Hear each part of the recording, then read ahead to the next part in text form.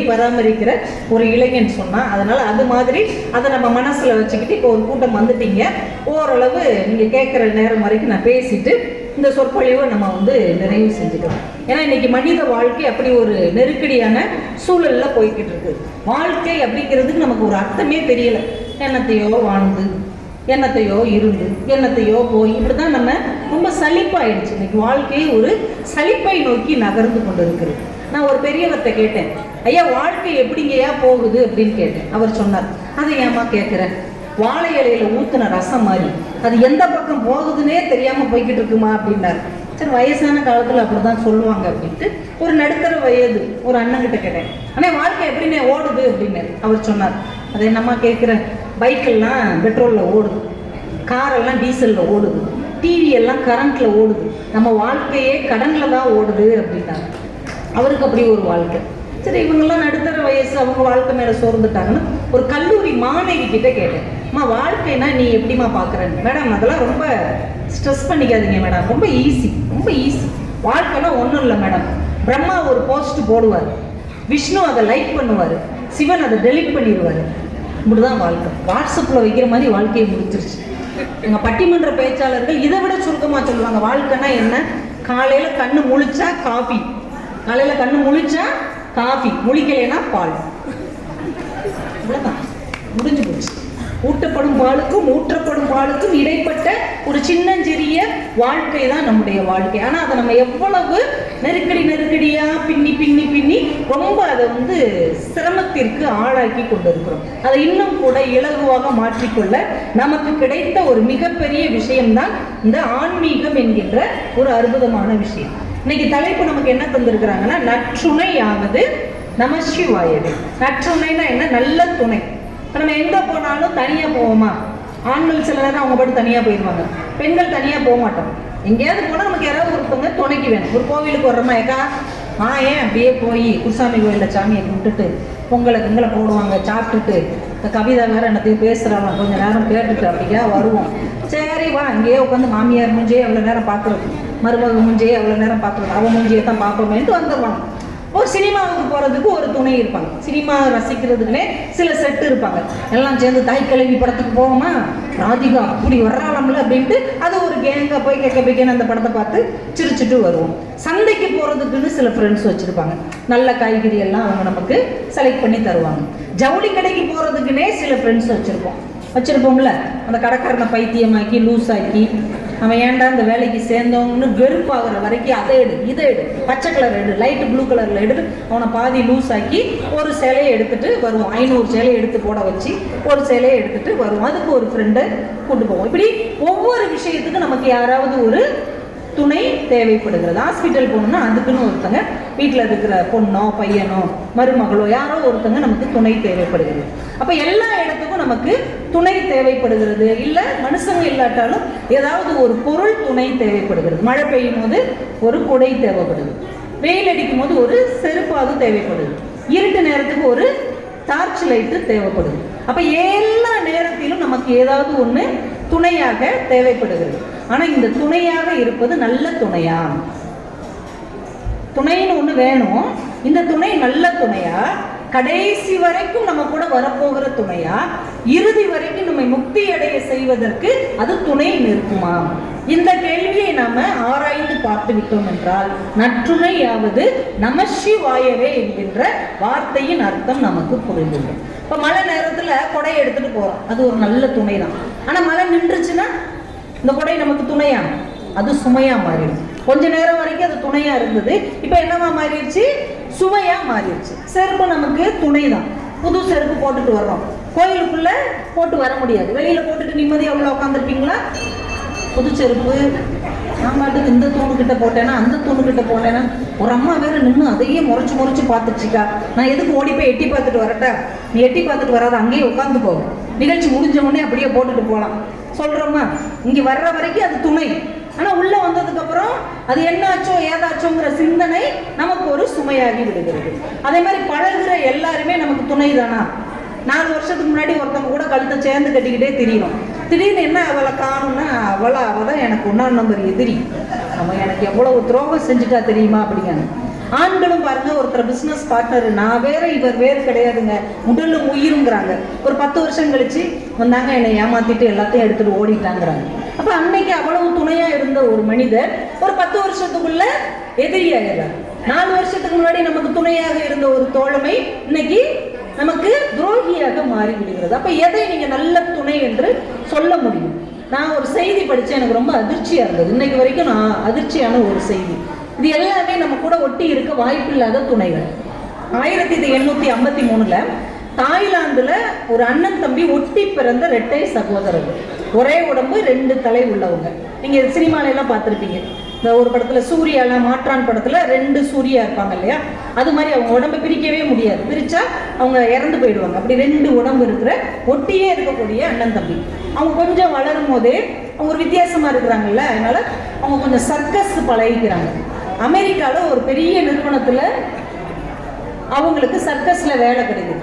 2 பேரும் அங்க போய் சேர்ந்துடுறாங்க. நல்ல வருமானம், அவங்கள பார்த்து மக்கள் சந்தோஷப்படுறாங்க, ரொம்ப உற்சாகமா இருக்கிறாங்க. ஐயா கொஞ்சம் அந்த பக்கம் போய் பேசுறாங்க,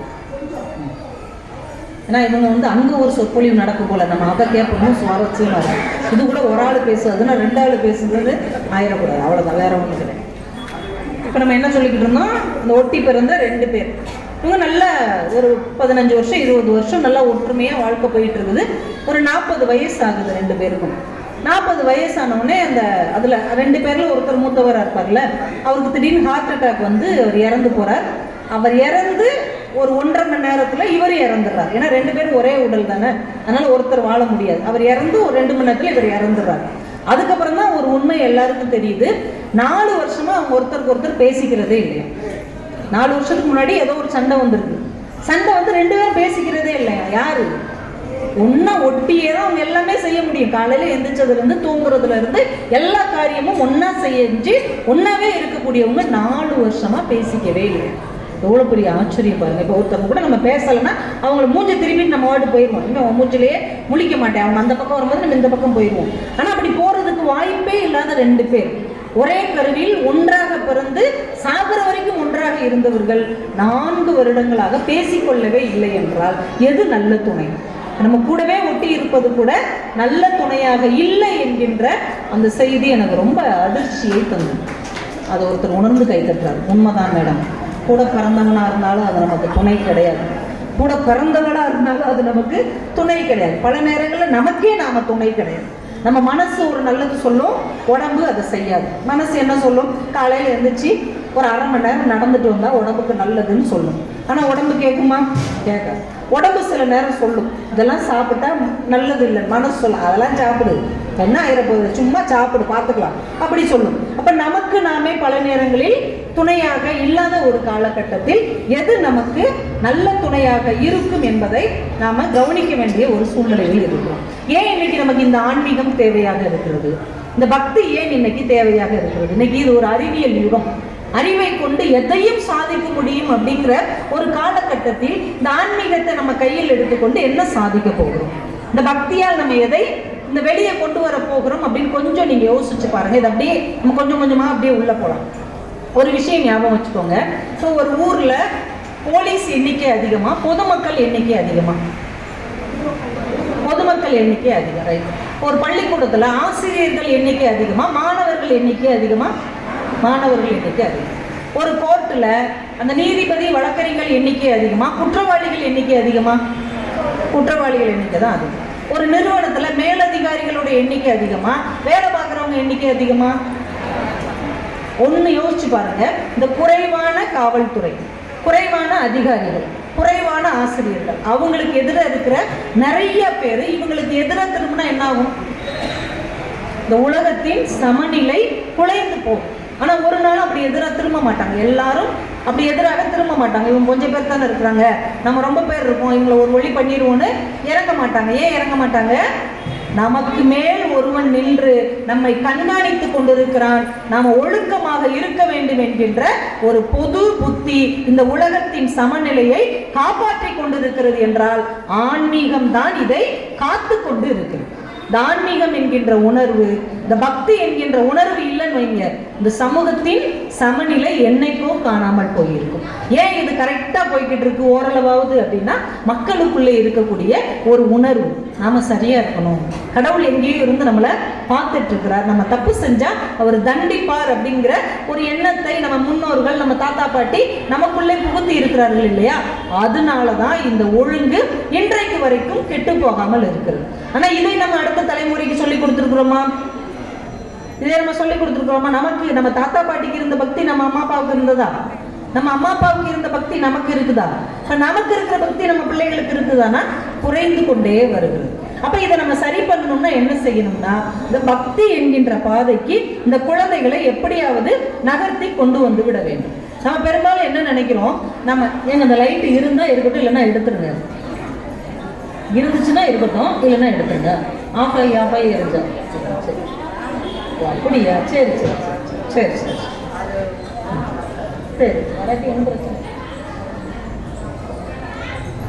நம்ம பல நேரம் என்ன செய்யறோம், நம்ம மனசு எப்படி இருக்குன்னா, நம்ம நல்லது செய்யும் போது அதை கடவுள் பார்க்குறாரு அப்படின்னு நம்ம நம்புறோம்ல. நம்ம அந்த இத்தனை பேருக்கு உதவி செஞ்சுருக்கோம், நம்ம எவ்வளோ பேருக்கு நல்லது செஞ்சுருக்கோம், அதெல்லாம் குருசாமி பார்த்துக்கிட்டு தானே இருக்கிறார் நம்ம சொல்கிறோம். என்னைக்காவது நம்ம தப்பு செய்யும் போது, யாரையாவது காயப்படுத்தும் போது, யாருக்காவது துன்பம் செய்யும் போது என்னைக்கா யோசிச்சிருக்கோமா, இதையும் குருசாமி பார்ப்பாரு? யோசிக்கவே மாட்டேன். ஏன்? நல்லது செய்யும் போது மட்டும் நம்ம மனசு விழிப்போடு இருக்கு, கெட்டது செய்யும் போது நாமளே விழிப்புட இல்லாததுனால கடவுள் அதை பார்ப்பாருங்கிற நம்பிக்கை நமக்கு இல்லை. நிறைய பேர் பாருங்களேன், காலையில ஸ்டேட்டஸ் வைப்பாங்க, பார்த்துருக்கீங்களா? சிவபெருமான் போட்டோ போட்டு சிவோகம் நமச்சிவாய நமக, நாதன் தாழ் வாழ்க, இமை பொழுதும் என்னெஞ்சு நீங்காதான் தாழ் வாழ்க, இப்படிலாம் வைப்பாங்க, பார்த்துருக்கீங்களா? சில பேர் டிபியிலே வச்சிருவாங்க, சிவபெருமானையும் பார்வதியும் இருக்கிற மாதிரி, முருகனும் மயிலும் இருக்கிற மாதிரி டிபியில வைப்பாங்க. சில பேர் ஃப்ரெண்ட்ஸுகளுக்கு இந்த போட்டோவையெல்லாம் ஷேர் பண்ணுவாங்க. காலங்காலத்தில் இனிய காலை வணக்கம், முருகன் அருளால் நீங்களும் உங்கள் குடும்பமும் நன்றாக இருக்க வேண்டும் அனுப்புவாங்க. எந்த எண்ணத்தில் இதெல்லாம் அனுப்புறீங்க? கடவுள் காலையில் கைலாயத்தில் இருந்துச்சு, அந்த மொபைல் எடு குடும்பம், அந்த மொபைலை கூட யாரெல்லாம் நம்மளை ஸ்டேட்டஸில் வச்சுருக்காங்கன்னு பார்ப்போம். இவன் நேற்று வச்சு அன்றைக்கி வைக்காமல் இருக்கிறா, இவன் என்ன 2 ஸ்டேட்டஸ் பார்க்குறாரா? ஒரு வாட்ஸ்அப்லாம் பார்க்க மாட்டார், ஒரு டிபிலாம் பார்க்க மாட்டார், நீங்கள் என்ன பதிவு போடுறீங்கிறதெல்லாம் பார்க்க மாட்டார். ஆனால் அவர் எதை பார்ப்பார்? நம்ம மனசை பார்ப்பார், நம்முடைய எண்ணங்களை பார்ப்பார், நம்முடைய குணநலனை பார்ப்பார். அப்போ நம்ம எதில் கவனமாக இருக்கணும்? ஸ்டேட்டஸில் கடவுளை வைக்கிறோமா, டிபியில் வைக்கிறோமா, இல்லை கோயில் வாசல் வந்து செல்ஃபி எடுத்து போட்டால் குருசாமி அட்டண்டன்ஸ் போட்டுருவாரா? இதெல்லாம் கிடையாது. நீங்கள் உள்ளே வந்துட்டு எந்த சிந்தனையோட வெளியில் போகிறீங்களோ, உங்கள் மனது எந்த அளவுக்கு பக்குவம் அடைந்து இருக்கிறதோ அதைத்தான் இறைவன் பார்ப்பார் என்பதை நம்ம உள்ளுணர்வின் மூலமாக புரிந்து கொள்ள வேண்டும். நம்ம பெரும்பாலும் என்ன யோசிக்கிறோம்னா, ஆன்மீகம் வேற, வாழ்க்கை வேற, ஆன்மீகம் வேற, குடும்பம் வேற, ஆன்மீகம் வேற, பிஸ்னஸ் வேற, ஆன்மீகம் வேற, படிப்பு வேற, இந்த ரெண்டையும் 2 பிரிவாக பிரிச்சிடறோம். நம்மளுடைய பல பிரச்சனைகளுக்கு என்ன காரணம் என்றால், ஆன்மீகம் வேற ஏதோ ஒரு இடத்துல இருக்கிற மாதிரியும், நம்ம வாழ்க்கை வேற ஏதோ ஒரு இடத்துல இருக்கிற மாதிரியும் நம்ம ஒரு கற்பனை வாழ்க்கை வாழ்க்கை. ஆனால் ஆன்மீகத்தை நம்ம வாழ்க்கையின் எல்லா சூழலுக்குள்ளேயும் கொண்டு வந்துட்டோம்னு வைங்களேன், நமக்கு பிரச்சனையே கிடையாது. ஏன் குடும்பத்தில் பிரச்சனைனா கோயிலுக்கு வர்றோம், பிஸ்னஸில் ஒரு பிரச்சனைனா கோயிலுக்கு வர்றோம், உறவுகளில் ஒரு பிரச்சனைனா கோயிலுக்கு வர்றோம்னா, இது ரெண்டையும் நம்ம பிரித்து வச்சுருக்கோம். ரெண்டையும் ஒன்று சேர்த்து வச்சுட்டோம்னு வைங்களேன், பிரச்சனையே கிடையாது. நான் உங்களுக்கு புரிகிற மாதிரி சொல்கிறேன். ஒருத்தர் ஒரு ஹோட்டல் தொடங்கணும்னு நினைக்கிறார், ஒரு ஹோட்டல் தொழில் தொடங்கணும், தொடங்கி ஒரு மாதம் 5 லட்சம் ரூபாய் லாபம் சம்பாதிக்கணும் அப்படின்னு நினைக்கிறார். நல்லா 5 லட்சம் ரூபாய் சம்பாதிக்கணும்னா அப்போ எவ்வளோ பெரிய ஹோட்டல் வேணும், எந்த அளவுக்கு வேலைக்காரங்க போடணும், எவ்வளவு உணவு தயார் பண்ணணும், இது எல்லாத்தையும் பக்காவாக திட்டமிடுறாரு. இப்போ மாதம் 5 லட்சம் ரூபாய் இதன் மூலமாக சம்பாதிக்கணும்னு முடிவு பண்ணிட்டார். இப்போ இது நடக்குமா நடக்காதா? அவருடைய நோக்கம், அவருடைய குறிக்கோள் மாதம் 5 லட்சம் ரூபாய் சம்பாதிக்கணும், அதுக்கேற்ற எல்லா வேலையும் செய்கிறார். இப்போ இது நடக்குமா நடக்காதா? நடக்குமா நடக்காதா? கரெக்டாக 5 லட்சம் சம்பாதிக்கிறதுக்கு என்னென்ன செய்யணுமோ எல்லா செட்டப்பும் பண்ணிட்டார், நடக்கும், நடக்கும். ரைட். இன்னொருத்தர் என்ன நினைக்கிறாரு, பிஸ்னஸ் வேற கடவுள் வேறன்னு அவர் நினைக்கிறார். அவர் ஹோட்டல் தொடங்குறாரு, ஆனால் மாதம் 5 லட்சம் சம்பாதிக்கணும்னு அவர் நினைக்கிறார்.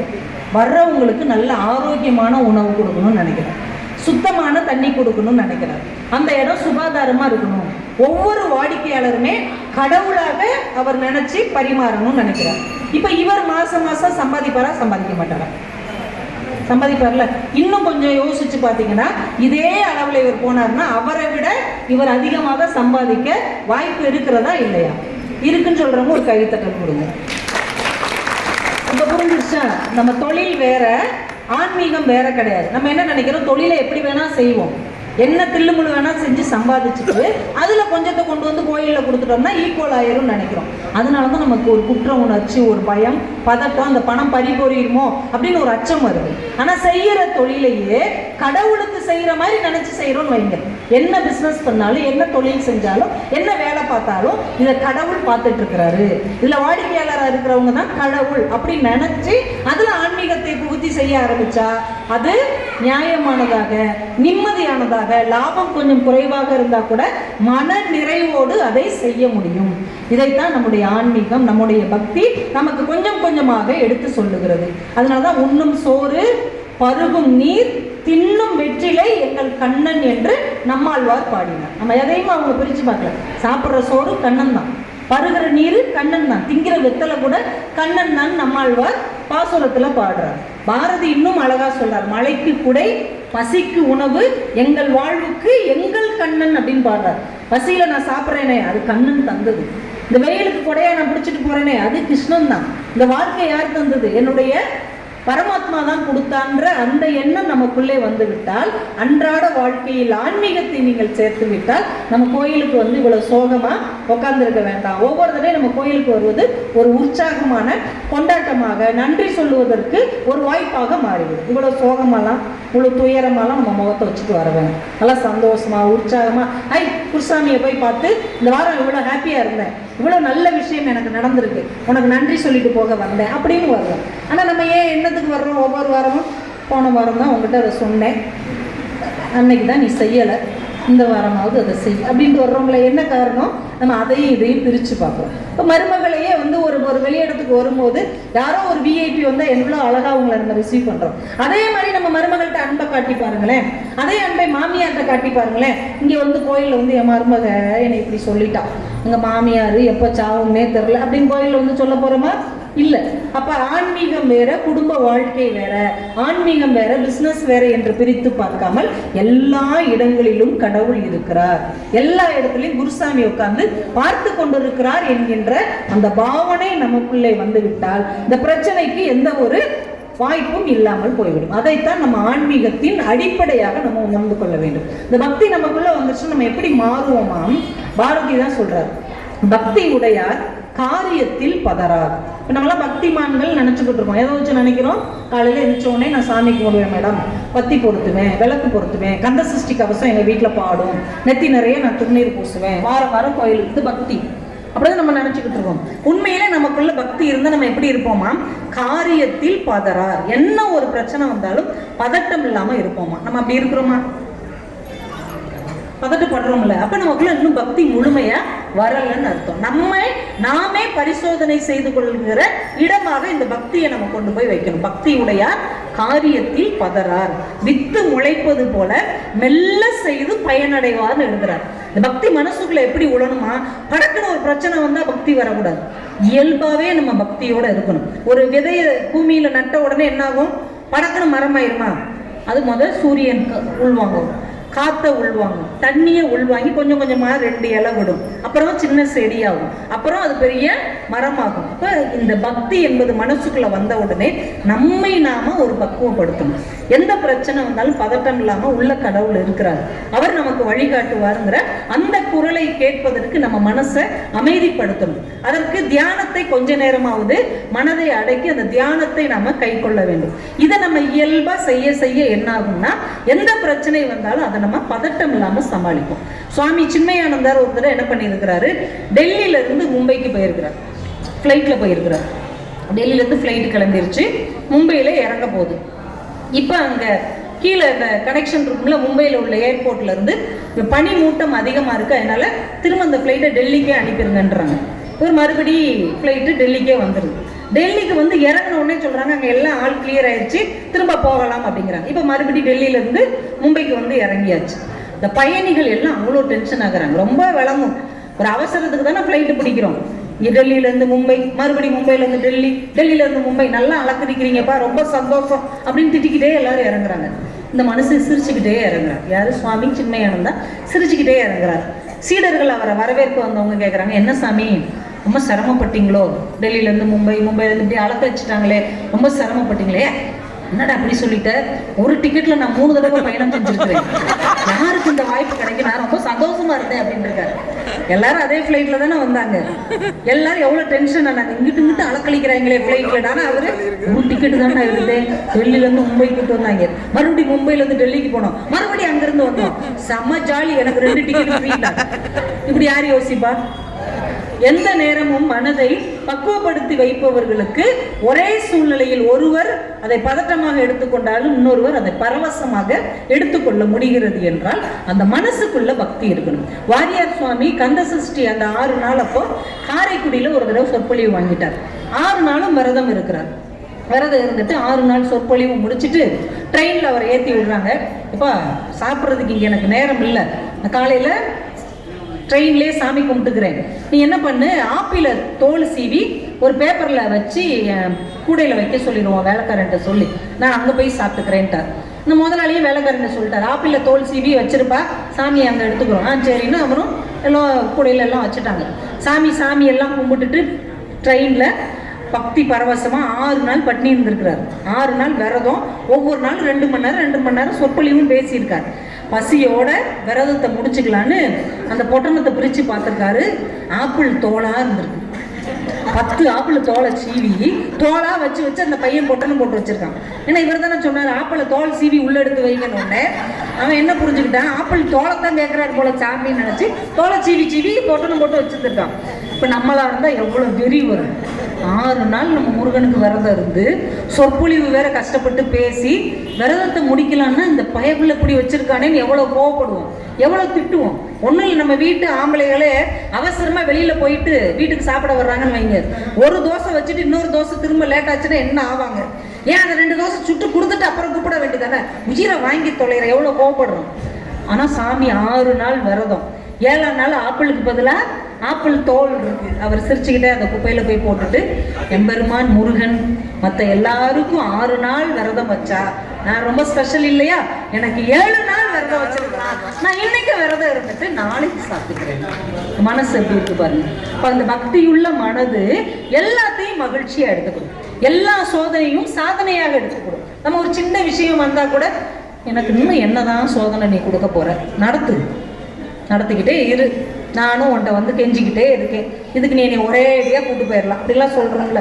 ஆனால் இதை கடந்து வந்த பெரியவர்கள் இதை இவ்வளவு இயல்பாக எடுத்திருக்கிறார்கள் என்றால் அவங்க உள்மனது முழுக்க பக்தி அப்படியே ஆழமாக வேரூன்றி இருக்கிறது. இப்போ பக்தி ஆழமாக வேரூன்றி இருக்கும்போது எந்த ஒரு பிரச்சனையும் பிரச்சனையாக இருக்காது, அது நம்மை கடந்து போகக்கூடிய ஒரு பாதையாக நடத்தி செல்லும். அதற்கு நமக்குள்ள என்ன வேணும்? ஆழமான ஆன்மீகம், பக்குவமான ஒரு பக்தி நமக்குள்ளே இருந்தால் இதையெல்லாம் நம்ம கடந்து போய்விடலாம். அப்போ அதை கொஞ்சம் கொஞ்சமாக நாம் வளர்த்து கொள்ள வேண்டும். வெறுமனே கோயிலுக்கு வந்தோம் சாமி கும்பிட்டோன்னு இல்லாமல் கொஞ்ச நேரம் கண்ணை மூடி மனதை ஒருநிலைப்படுத்தி தேவையில்லாத இந்த புற சூழ்நிலைகளை எல்லாம் தள்ளி விட்டுட்டு இறைவனை உங்களுக்குள் உணர்வதற்கு கொஞ்சம் கொஞ்சமாக மனசை பழக்குங்க. இப்படி மனதை பழக்கி விட்டோம் என்றால் இந்த வாழ்க்கை ரொம்ப இலகுவா, ரொம்ப அழகா, ரொம்ப சிறப்பானதாக மாறிவிடும். இந்த உன்னதமான பக்திக்கு பாடமே எது அப்படின்னா நம்ம மனசை குழந்தை மாதிரி வச்சுக்கணும். ஒரு பிள்ளையார்பேட்டைக்கு ஒரு தடவை நாங்கள் கோயிலுக்கு போயிருந்தோம் சாமி கும்பிட்றதுக்கு. நான் வரிசையில் தானே போகும்போது அங்கெல்லாம் ஃபேன் போட்டிருந்தாங்க மேலே, நம்ம அந்த பாதையில் ஃபேன் இருக்கும்ல, இந்த பையன் வரிசையில் ஒரு குட்டி பையன், ஒரு 6-7 வயசு பையன், அவங்க தாத்தா கையை பிடிச்சிக்கிட்டே வர்றான். அவன் ஃபேனில் நல்லா ஜில்லு நின்றுட்டு அப்படியே எட்டி பார்த்துட்டு சொல்கிறான், தாத்தா நமக்கு இங்கே வேர்க்குது, ஃபேன் வச்சுருக்காங்க, பிள்ளையார் பாவம் அங்கே உட்காந்துருக்காரு, அவருக்கு ஃபேனும் இல்லை ஒன்றும் இல்லை, அவருக்கு வேர்க்காதா அப்படின்னா. தாத்தாவுக்கு வேர்த்துருச்சு. இப்படி ஒரு கேள்வி அவர் கேள்விப்பட்டதே இல்லை. அவர் வாரம் கோயிலுக்கு வர்றாரு, அவர் யோசிச்சதே இல்லை. ஆனால் இந்த பையன் இன்னைக்கு தான் கூப்பிட்டு வந்தோடனே அவன் கேட்டான், நமக்கு ஃபேன் இருக்குது, பிள்ளையாருக்கு ஃபேன் இருக்கு இல்லையே, அவருக்கு வேர்க்காதா? சாம வாடா, அவருக்குலாம் வேர்க்காது அப்படின்னு கூப்பிட்டு வர்றாரு. கொஞ்ச நேரம் கழிச்சு, தாத்தா கொஞ்ச நேரம் காலம் அடக்கி வச்சா நமக்கு எப்படி வலிக்குது முட்டிலாம், பிள்ளையார் ரொம்ப நேரமாக இப்படியே உட்காந்துருக்காரு, அவருக்கு முட்டி வலிக்காதான்னு இருக்கான். இவருக்கு பதட்டமாக ஆரம்பிச்சிச்சு. பேசாமல் வாயேண்டா உயிரை வாங்காம. இன்னும் கொஞ்சம் நேரம் ஆச்சு. தாத்தா கொஞ்ச நேரம் இப்படி கையை நீட்டிக்கிட்டே இருந்தால் நமக்கு கை வலிக்குது, அவர் தும்பிக்கையை இப்படியே வச்சுக்கிட்டே இருக்காரு, அவருக்கு கஷ்டமாக இருக்காதா அப்படின்னாரு. ரொம்ப கஷ்டமாக தான் இருக்குது, நீ வீட்டுக்கு வான்னு கூட்டு போயிட்டாரு. அப்போ என்ன பெரியவங்க என்ன யோசிக்கிறாங்க, கடவுள்னா அது ஒரு சிலைன்னு தான் நினைக்கிறாங்க. ஆனால் அந்த குழந்தை என்ன நினைக்கிறது, அதை சிலையாக நினைக்கல. என்ன மாதிரியே அவரும் ஒரு உயிர் உள்ளவர் தான். எனக்கு கால் வலிக்குதுல, அப்ப அவருக்கும் வலிக்கும்ல. எனக்கு வேர்க்குதுல, அப்ப அவருக்கும் வேர்க்கும்ல. எனக்கு கை வலிச்சா அவருக்கும் வலிக்கும்ல. அந்த நினைத்து பார்க்கிற பாவனை இருக்கிறது இல்லையா, அந்த பாவனை நமக்குள்ளே வந்து விட்டால் கடவுளை நம்ம தூரத்துல வச்சு பார்க்க மாட்டோம், அவரை நம்ம பக்கத்துல வச்சு பார்க்கக்கூடிய ஒரு பக்குவம் நமக்குள் வந்துவிடும். இந்த குழந்தைகள் பொம்மையை பாவிக்கும் போது நீங்க பார்த்துருக்கிறீங்களா? நமக்கு தான் அது பொம்மை, குழந்தைகளுக்கு அது உயிருள்ள ஒரு குழந்தை. அதுகிட்ட பேசுவாங்க, பார்த்துருக்கீங்களா? பேசாம இருக்கணும், அம்மா எனக்கு சோறு ஊட்டும் போது நானும் உனக்கு சோறு ஊட்டுவேன், அழாம தொற்றுல படுத்துருக்கணும், பேசுவாங்க, பார்த்துருக்கிறீங்களா? பொம்மை நமக்கு தான் பொம்மை, ஆனா அந்த குழந்தைகளுக்கு அது உண்மை. அதே மாதிரி தான் கடவுளை சிலை என்று நினைக்காமல் நம்ம மாதிரி அவருக்கு உணர்வு இருக்கிறது. அதனாலதான் அவர் நமக்கு அருள் தருகிறார். வெறும் கல் எப்படிங்க அருள் தரும்? வெறும் சிலை எப்படி நம்மளை புரிஞ்சுக்கும்? அப்ப அதை புரிஞ்சுக்கக்கூடிய உணர்வு உள்ளது என்கின்ற எண்ணம் நமக்குள் வந்தால் மட்டும்தான் இறைவன் வேறு நான் வேறு என்கின்ற நிலையில் இருந்து மாறி நானும் அவரும் ஒன்றுதான் என்கின்ற ஒரு ஐக்கிய ஆன்மீக சூழல் நமக்குள்ளே வரும். ஏன் பெரியவங்களாம் அவ்வளவு நெருங்கி இறைவனை போய் அடைஞ்சாங்க, நம்மளால ஏன் அடைய முடியல? பெரிய புராணம் படிக்கிறோம், கந்த புராணம் படிக்கிறோம், எல்லாமே படிக்கிறோம். ஏன் அவங்கள மாதிரி நம்மளால ஆக முடியல? அவங்களோட நமக்கு வசதி கிடைச்சிருக்குது, அவங்கள விட அறிவியல் வளர்ந்துருக்குது. ஆனா நம்மள ஏன் இறைவனை நெருங்க முடியலன்னா, அவங்க இறைவனை உண்மையான ஒன்றாக பார்த்தார்கள். நம்ம இறைவனை தூரமாக இருக்கிற ஏதோ ஒன்றாகத்தான் நம்ம பார்த்து கொண்டிருக்கிறோம். அப்ப அந்த பாவனை நமக்குள்ளே வேண்டும். அம்பிகைக்கு ஒரு 300 திருநாமம் உண்டு. லலிதா திரிசதி அப்படின்னு அதுக்கு பேரு. அதுல ஒரு திருநாமத்துடைய பேரு பாவனா மாத்திர சந்துஷ்டியாயே நமக, அதாவது பாவனையில் மகிழ்கிறவள் அர்த்தம். நம்ம அதை உண்மையா நினைச்சு வழிபாடு செய்யும் போது அம்பாள் மகிழ்வாளாம். நம்ம சாமிக்கு ஏன் நம்ம எல்லாரும் அபிஷேகம் பண்ண மாட்டேங்கிறோம்? அதை சில பேர் மட்டும் செய்யறாங்கன்னா அதை உண்மையா அவங்க நினைச்சு இறைவனை உண்மையாவே குளிப்பாட்டுற மாதிரி, உண்மையாவே அவருக்கு நைவேத்தியம் பண்றதா அவங்க உணர்ந்து அதை செய்வார்கள். நாம வீட்டுல பூஜை அறையில வச்சிருக்கிற கடவுளையும் உண்மைன்னு நினைச்சு ஒன்னையும் செய்ய செய்ய அந்த அந்த உள் உணர்வு மிக்க தெய்வம் நம்முடைய ஆன்மாவை உணர ஆரம்பிக்கிறது.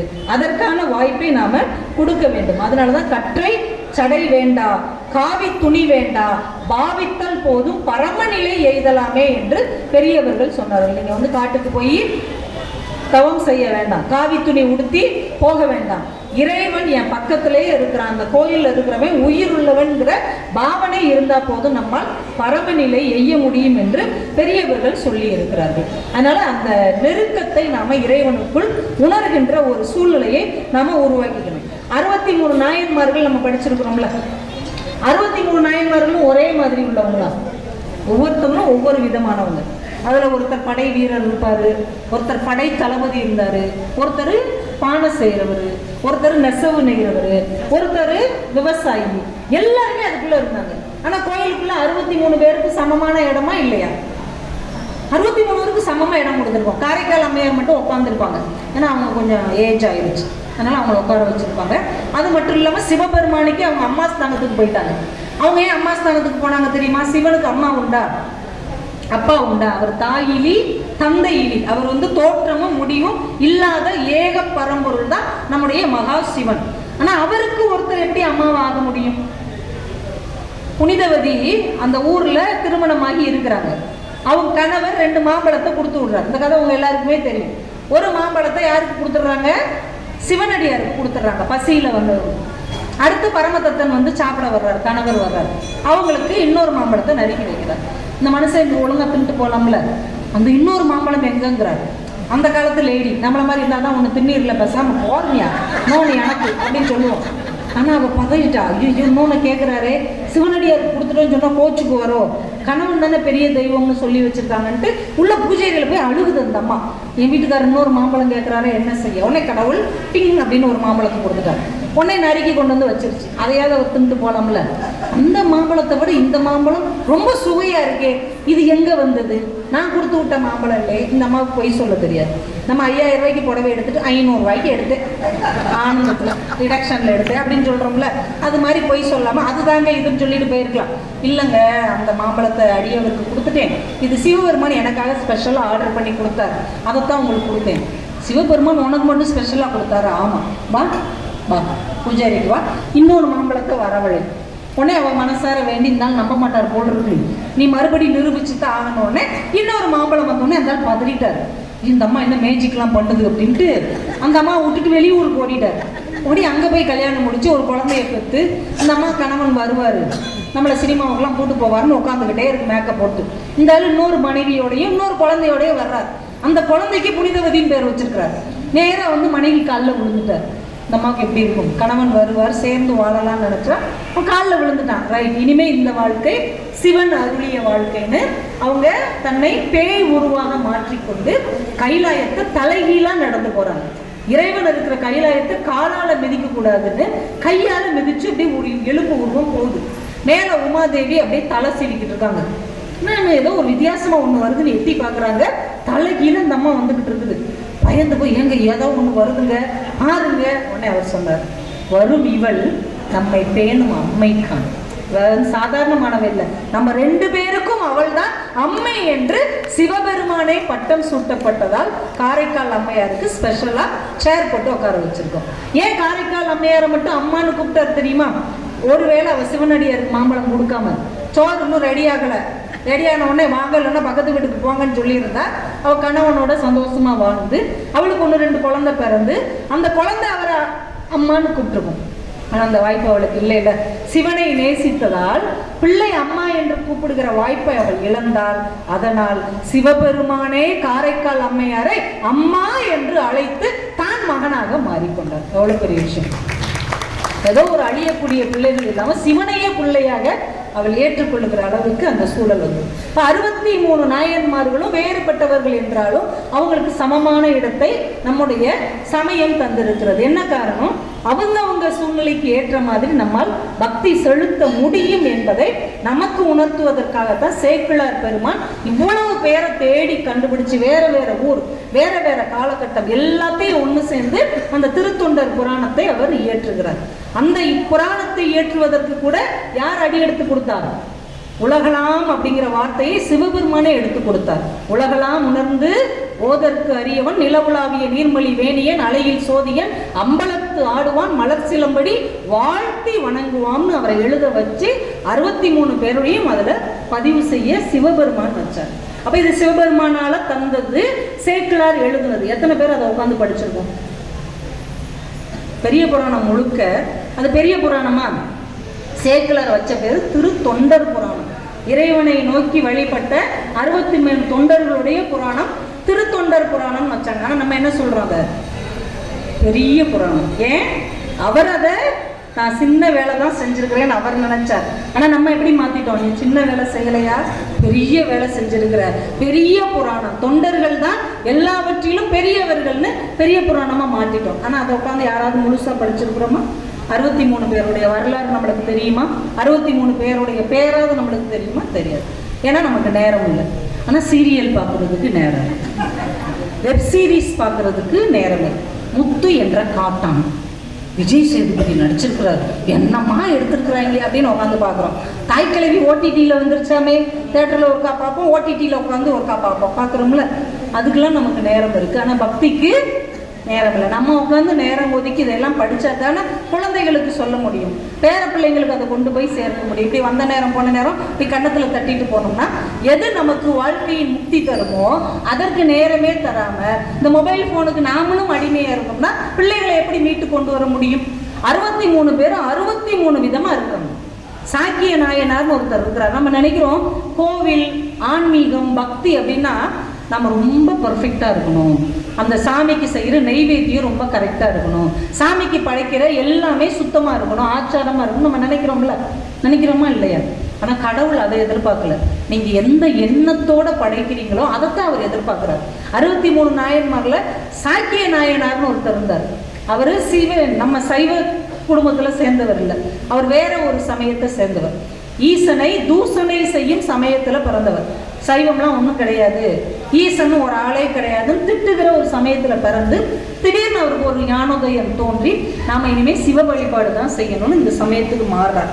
அவருக்கு இந்த ரூல்ஸ் அண்ட் ரெகுலேஷன்லாம் தெரியாது, எப்படி சாமி கும்பிடலாம் தெரியாது. ஆனால் அவர் மனசுக்குள்ள ஒரு ஒழுங்கு வச்சுக்கிட்டார்.